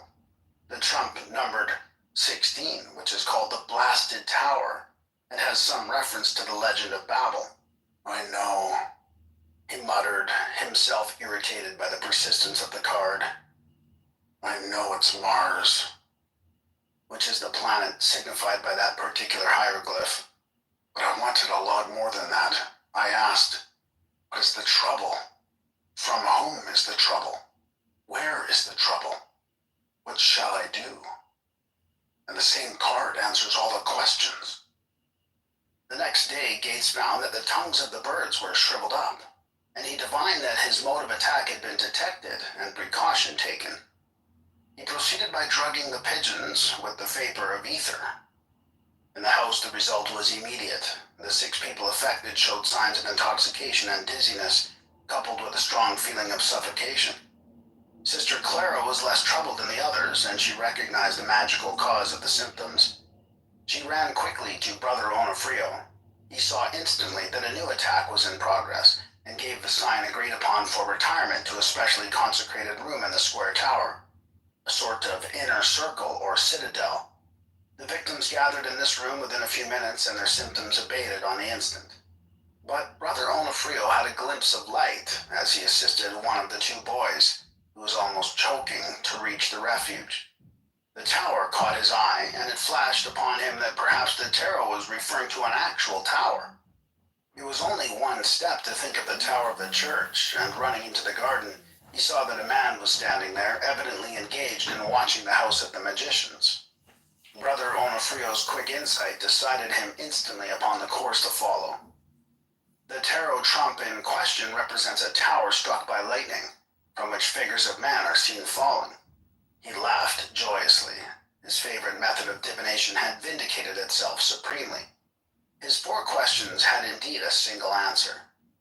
W.S. Gilbert informs us that a deed of blood and fire and flames was meat and drink to simple James. And to find himself approached upon the plain of Mars was like mother's milk to Brother Onofrio, for he was himself of the strongest martial type, having been born with Scorpio, the night house of Mars rising, and the planet himself conjoined with Herschel in the mid-heaven in the sign of the lion, with the sun rising in trine, and Jupiter conjoining with Saturn making an additional trine from the 6th house, which governs secret things such as magic. It was as formidable a combination as Mars could make in 1,000 years. He happened also to belong to that grade of the order, Adeptus Major, which specializes in Mars. Arthwaite and company had unwittingly come to meet him where he was strongest. To invoke Mars is to establish a connection with that order of nature which we class as martial. It may be remembered how a man once came to a doctor suffering internal pangs of no mean order and having swallowed by mistake some pills intended for a horse. Asked how it came to happen, he explained that he had been ministering them to the horse by blowing them down its throat through a tube. But the horse had blown first. This, of course, the danger in every magical experiment, and this constitutes the evergreen glory of every man who adventures upon it. For at each new portal he enters naked and newborn to confront he knows not what malignant enemies. The sole excuse for the existence of our miserable species lies not in intelligence, but in this masterful courage, this aspiration to extend the empire of the spirit. Even the blackest of magicians like Douglas, or the stupidest like Arthwaite, is a higher type of being than the bourgeois who goes along with his nose on the ground picking up gold bricks in the mire. Now when Brother Onofrio found Gates perched upon the campanile, he saw the martial symbol complete, only awaiting the lightning flash. There was no need for him to produce a thunderstorm as it would have been if Gates had been an ordinary man, accessible only to coarse influences. No, Brother Onofrio knew how to assimilate the church tower to the blasted tower of the tarot without appealing to the material forces of nature, so called as if matter were not comprehensive as nature herself. But the English language is full of these booby traps. He went to his laboratory, took out the tarot card 16 and set it up on the altar. He lighted the fire upon the tripod, and he kindled the incense of dragon's blood that stood ready in the iron censer. He then put upon his head the steel crown of Mars, thorny with its 4 flashing pentagrams, and he took in his hands the heavy sword, as long as himself, with the 2-edged blade tapered from a width, at the junction of the hilt of no less than 5 inches. Chanting the terrible conjurations of Mars, fierce war songs of the olden peoples of the world, invocations of mighty deities throned upon the thunder, he sent out his arrows and scattered them. He sent forth his lightnings and consumed them. Brother Onofrio began the war dance of the serpent, the invoking dance of Mars. Close coiled about the altar at first, he took gradually a wider sweep, constantly revolving on himself, but his feet tracing a complex spiral curve. On reaching the door of the room, he allowed the serpent to stretch out its length, and ever twisting on himself, came out upon the terrace. Gates was still at his post upon the campanile. He had been about to go, but this new feature of the routine of the house riveted him to his place. This was just what Douglas needed to know. He leaned upon the parapet of the tower, watching with infinite eagerness and minuteness the convolutions of the adept.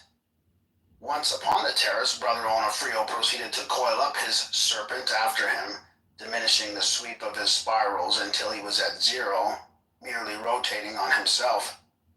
Then he began the second part of his work, the dance of the sword.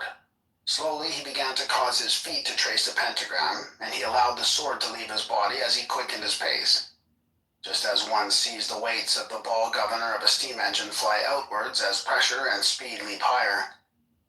Gates was altogether fascinated by the sight.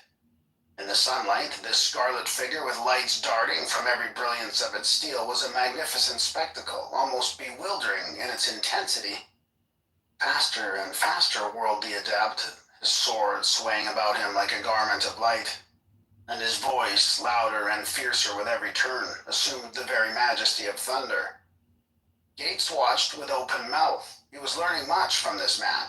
He began to perceive the primeval energy of the universe, under a veil, the magical clang and rush of blazing stars in the blind emptiness of space. And suddenly, Brother Onofrio stopped dead. His voice snapped short into a silence far more terrible than any word, and his longsword was still, fearfully still, stretched out like a shaft of murderous light, the point towards the tower. Gates was suddenly aware that he had all along been the object of the dance, and then his brain began to reel. Had the whirling flashes hypnotized him? He could not think. The world went black for him. Automatically, he clutched at the parapet, but he pitched headlong over it and crashed upon the ground 100 feet below. On the terrace, Brother Onofrio was beginning the vanishing spirals of Mars with songs of triumph into which stole, as if surreptitiously, some hint of that joy of love which, from the beginning of time, has welcomed the victorious soldier. Chapter 13. Of the progress of the great experiment, not forgetting our friends last seen in Paris, about whose welfare much anxiety must have been felt.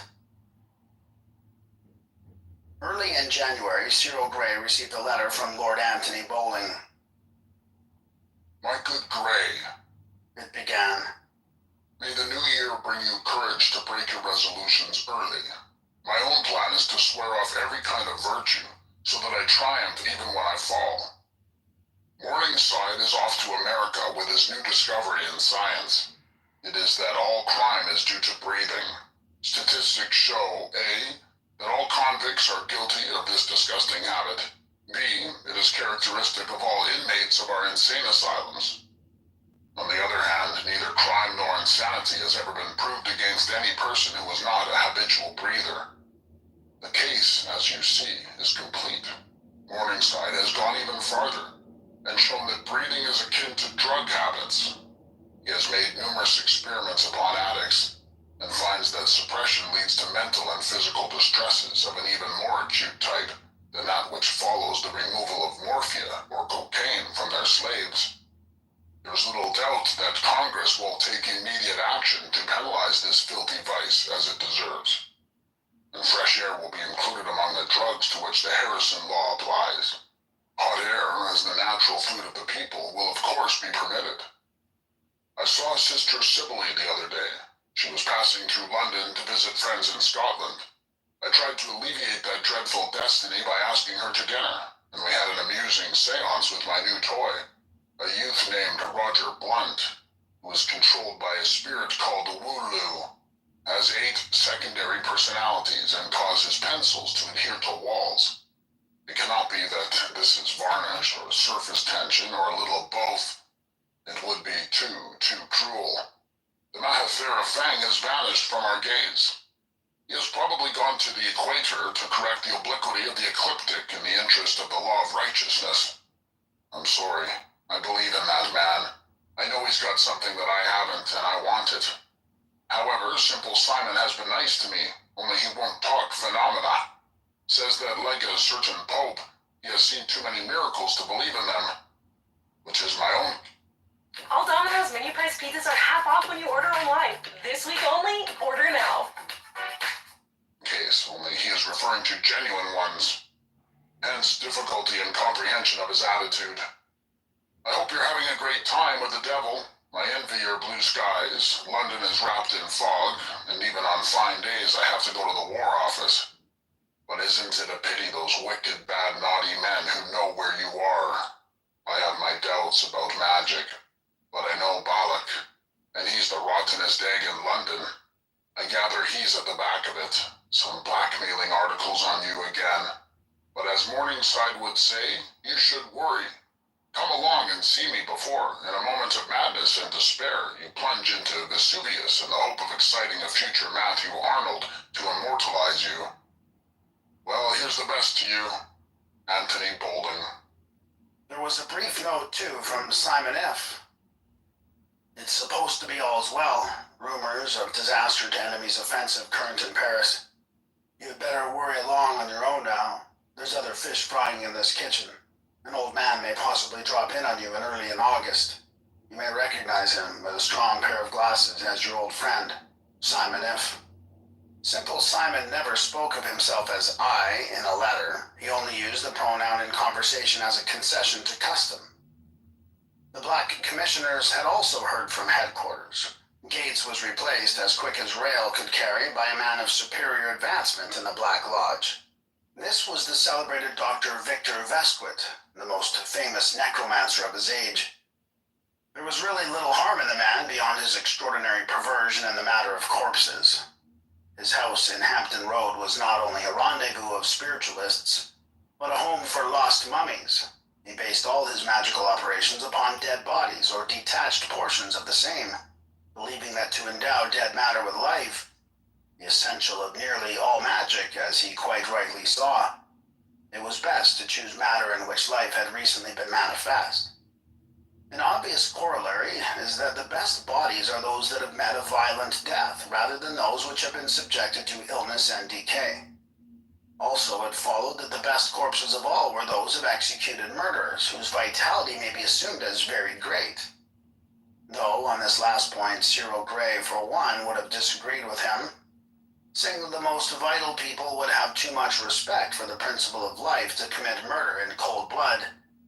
However, Dr. Vesquit had obtained an appointment as coroner in the most murderous district of London, and uncanny were the rumors that circulated among occult sympathizers. His career had nearly been ruined on 2 occasions by scandal. The notorious Diana Vaughan, it had been said, was his mistress, and he had become her accomplice in the introduction of the frightful sect of the Paladists. The rumor was not widespread, and Vesquit need not have suffered, but he took alarm and had the unlucky thought of employing Arthwaite to write a book clearing him of all suspicion, by which it naturally was fixed on him forever. The second trouble was his little quarrel with Douglas. Vesquit was senior in the Black Lodge, and Douglas overthrew him by carelessly leaving in a hansom cab some documents belonging to the lodge with Vesquit's name and address attached to them, which made some exceedingly grim revelations of the necromantic practices carried on in Hampton Road. The honest cabby had turned over the papers to Scotland Yard, as his duty was, and the police had sent them on to those in authority over coroners, and Vesquit received with his documents an intimation that he must drop that sort of thing at once. To be chief in the lodge seemed less than to be always in a paradise of corpses. So he resigned office, and Douglas pushed his advantage by making him an abject tool under the perpetual threat of exposure. No sooner did Douglas learn of the death of Gates than he telegraphed to Arthwaite to get the inquest adjourned, so that the relatives of the deceased in England might attend and take possession of the body, and to Vesquit to attend the same. On this occasion, the coroner needed no threat. The job was after his own heart. Douglas met him in Paris in high glee, for he was not sorry to be rid of Gates, and on the other hand, the man had died in full tide of battle, and should be the very corpse that Vesquit most needed.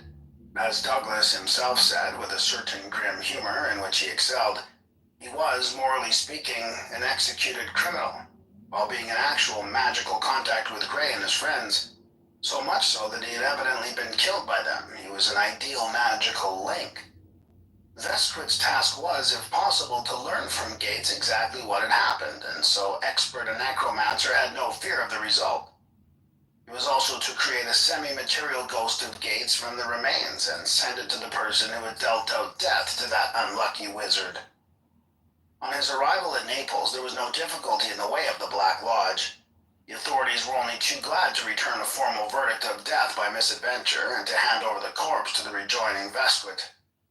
Gates had fortunately left memoranda, a rough diary of the various procedures hitherto adopted, so that Vesquit was not committed to the task of acquiring information from Arthwaite, which might easily have occupied a season. And from these notes, the old necromancer came to the conclusion that the enemy was to be respected. Gates had done pretty well in the manner of the pigeons at first. His procedure was not to be compared with his colleagues' pedantic idiocies, but the first touch of riposte had been indeed deadly. Gates had been the clairvoyant of the party. He had gauged clearly enough the result of his operation, but naturally he had left no note of the last act, and neither Arthwaite nor Abdul Bey had been able to do anything. Arthwaite had been scared badly until his pompous vanity came to the rescue, and showed him that accidents of that kind must be expected when one is handicapped with an assistant of inferior ability. Vesquit decided that the battle should be properly prepared, and no trouble spared to make it a success. His fondness for corpses had not gone to the length of desiring to become one.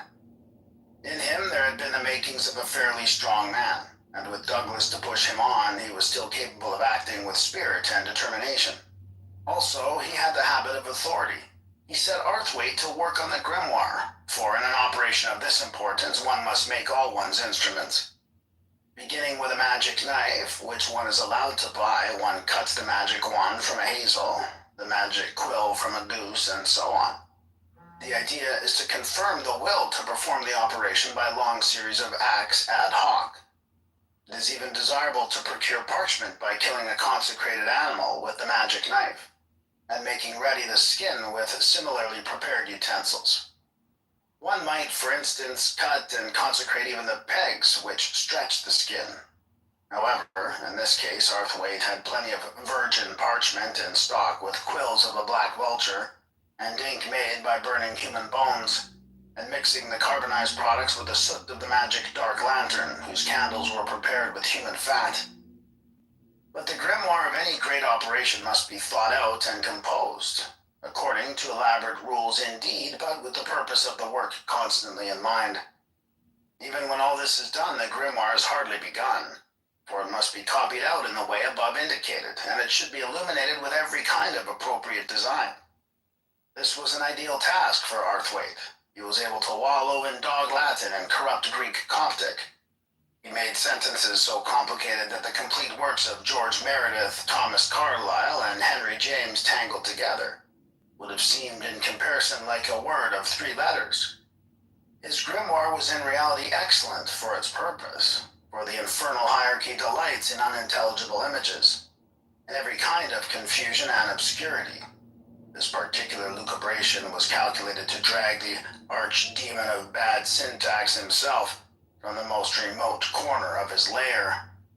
For Arthwaite could not speak with the becoming unintelligibility to knot a sentence up properly. It has to be thought out carefully and revised. New phrases have to be put in, sudden changes of subject must be introduced. Verbs must be shifted to unsuspected localities. Short words must be excised with ruthless hand. Archaisms must be sprinkled like sugar plums upon the concoction. The fatal human tendency to say things straightforwardly must be detected and defeated by adroit reversals. And if a glimmer of meaning yet remained under close scrutiny, it must be removed by replacing all the principal verbs by paraphrases in some dead language. This is not to be achieved in a moment. It is not enough to write disconnected nonsense. It must be possible for anyone acquainted with the tortuosities of the author's mind to resolve the sentence into its elements and reproduce, not the meaning, for there is none, but the same mental fog from which he was originally suffering. An illustration is appended. Pneumaticals omniant, spirits all. Tabernacular, subinfractically, dwelling below. Homotopic, hermeneutical, this magic. Ru volvo limper impunct, suprorientalize. Circle, arise. Factote, kinemota drastically, move, soon. Overplus, phenomenize, and appear.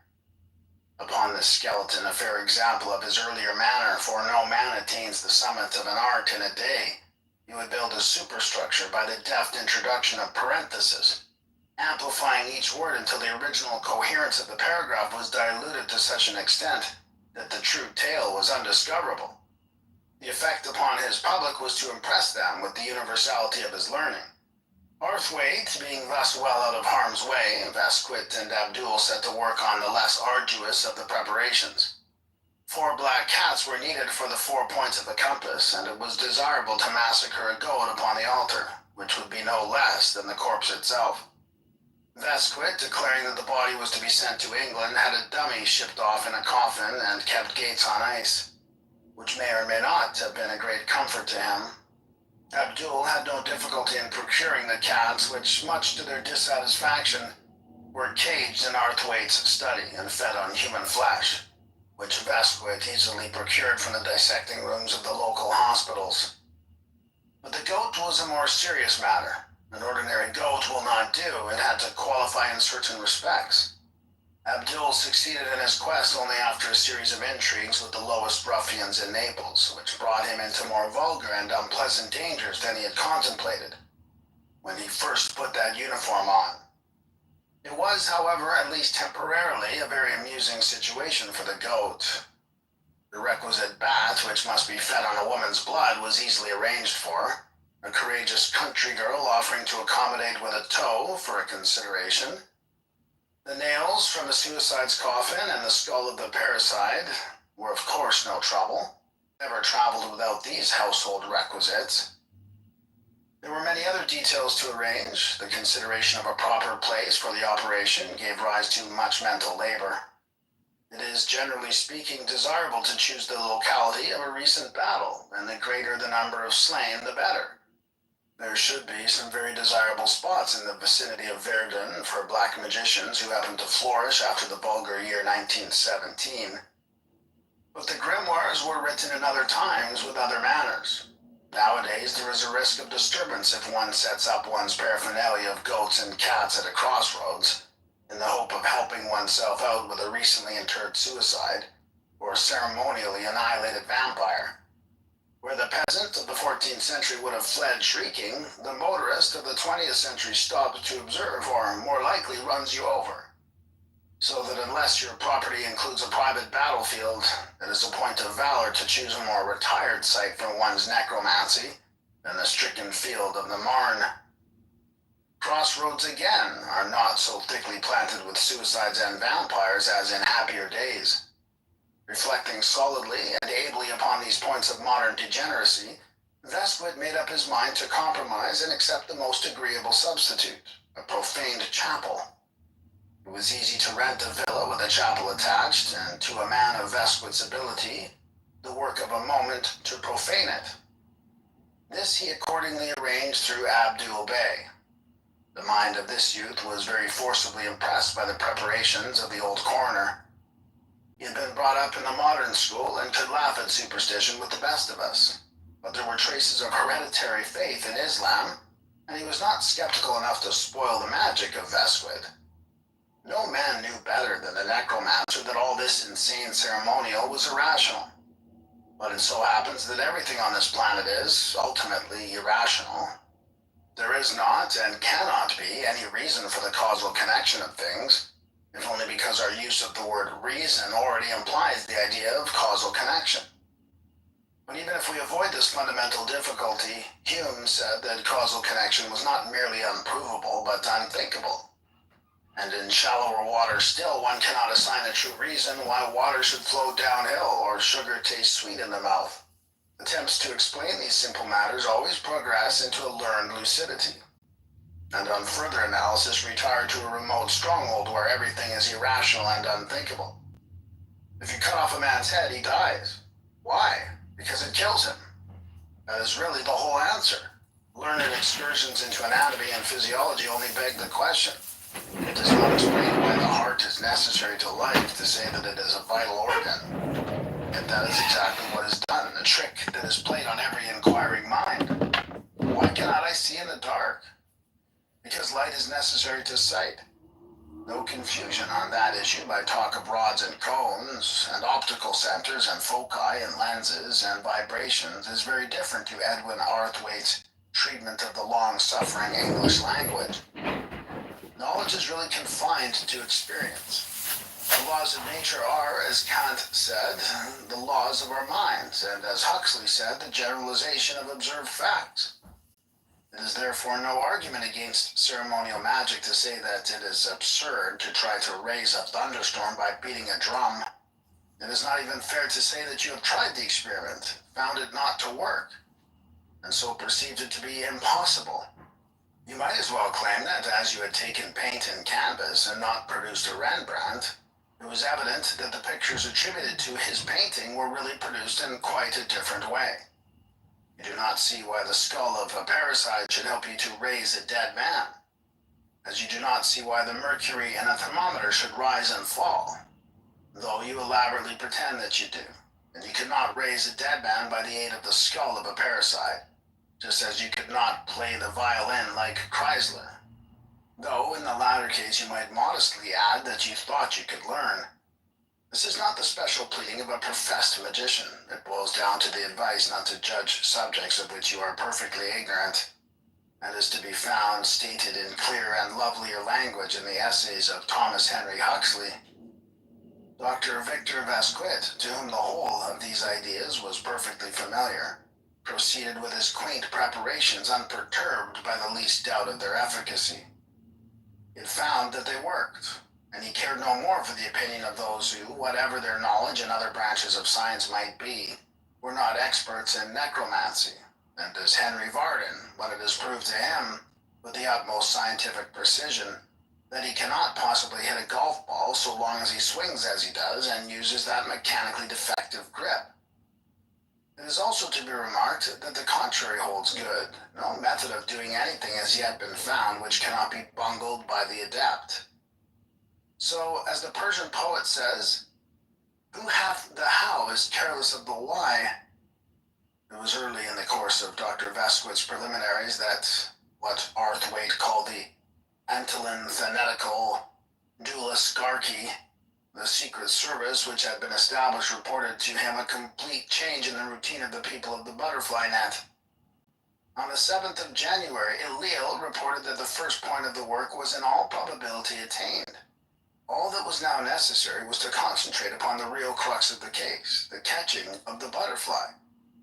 The household was reorganized accordingly. Cyril Gray withdrew himself completely from the company of Eliel and joined the church militant here on earth, while Eliel herself came under the direct care of Sister Clara, the point within the triangle of women.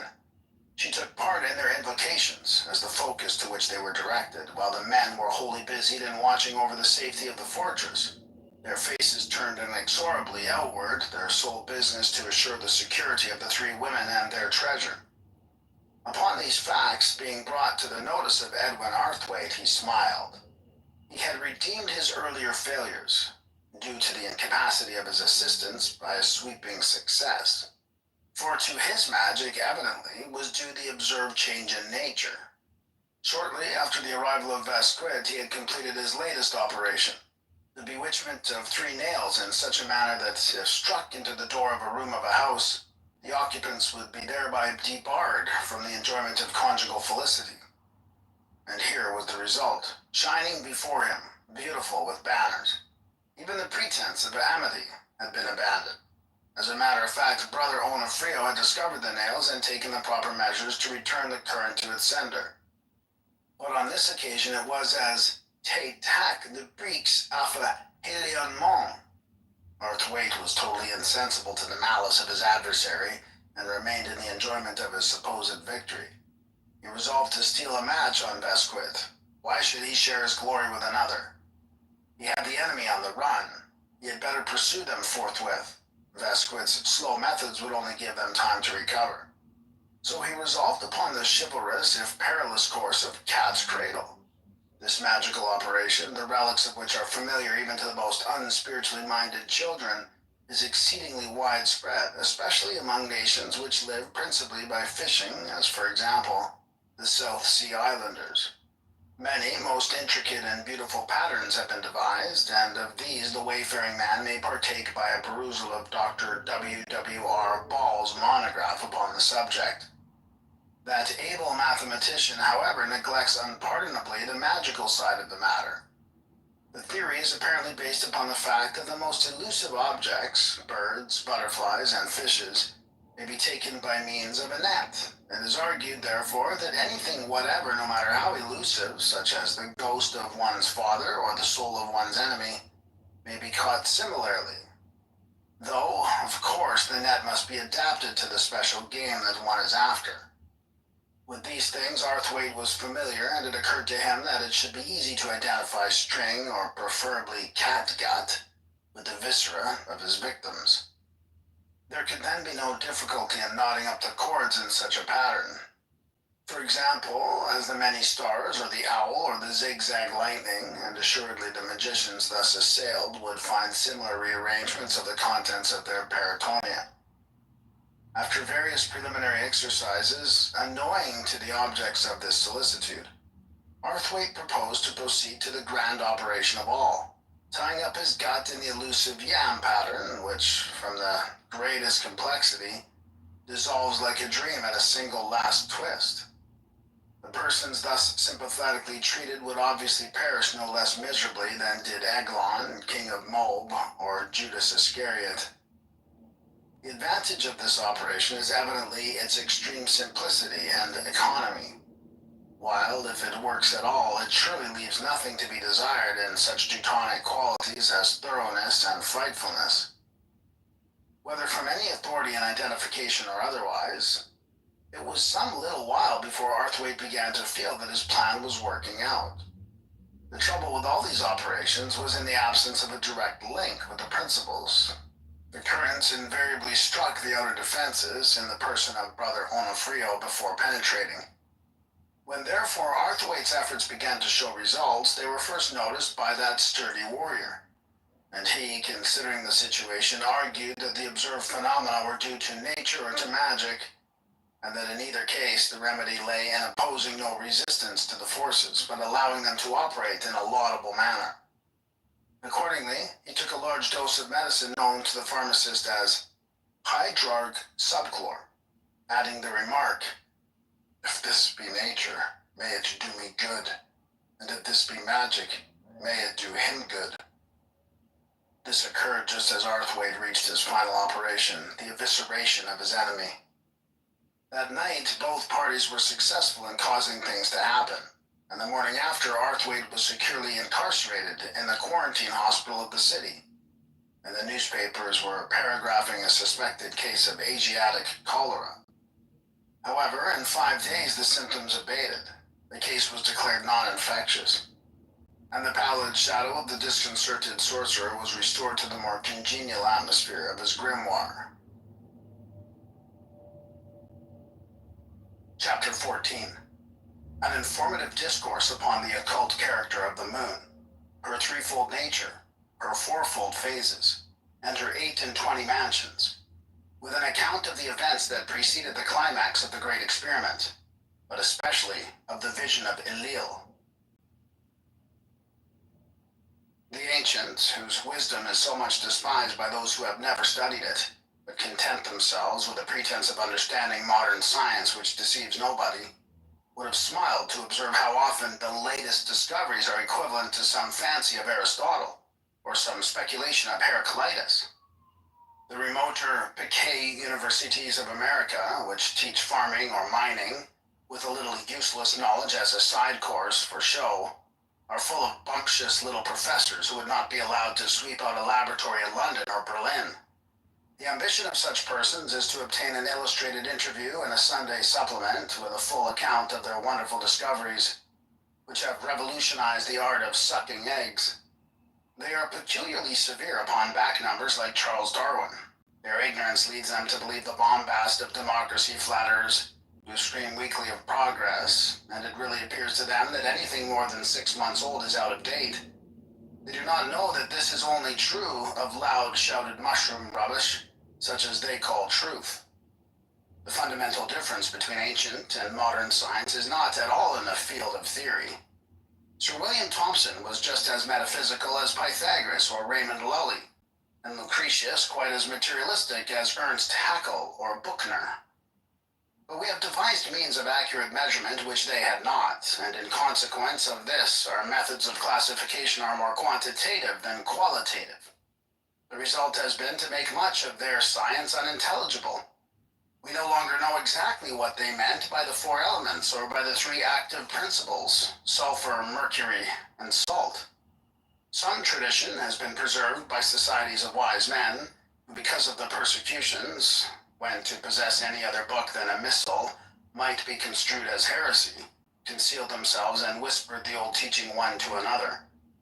The 19th century saw the overthrow of most of the old ecclesiastical tyranny, and in the beginning of the 20th, it was found once more possible to make public the knowledge. The wise men gathered together, discovered a student who was trustworthy and possessed of the requisite literary ability, and by him the old knowledge was revised and made secure. It was finally published in a sort of periodical encyclopedia, already almost impossible to find, such was the demand for it, entitled The Equinox. Now, in the science of antiquity, much classification depended upon the planets. Those things which were hot and fiery in their nature, lions and pepper and fevers, were classed under the Sun or Jupiter or Mars. Things swift and subtle under Mercury, things cold and heavy under Saturn, and so forth. Yet the principles of most of the planets appeared in varying proportions in almost everything. And the more equally these proportions were balanced and combined, the more complete was anything supposed to be. The nearer modeled on the divine perfection. Man himself was called a microcosm, a little universe, an image of the Creator. In him all the planets and elements had course, and even the signs of the zodiac were represented in his nature. The energy of the ram was in his head.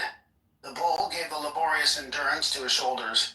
The lion represented the courage of his heart and the fire of his temper. His knees, which help him to spring, are under the goat. All works in and is divided and subdivided in beauty and harmony. In this curious language, the moon signifies primarily all receptive things because moonlight is only reflected sunlight. Hence, lunar is almost a synonym of feminine. Woman changes. All depends upon her influence of the man, and she is now fertile, now barren according to her phase. But on each day of her course, she passes through a certain section of the zodiac, and according to the supposed nature of the stars beyond her was her influence in that phase, or as they called it, mansion. It was in order to bring Enlil into harmony with every quality of the moon that her daily routine was ordered. But beyond such minuteness of detail is the grand character of the moon, which is threefold.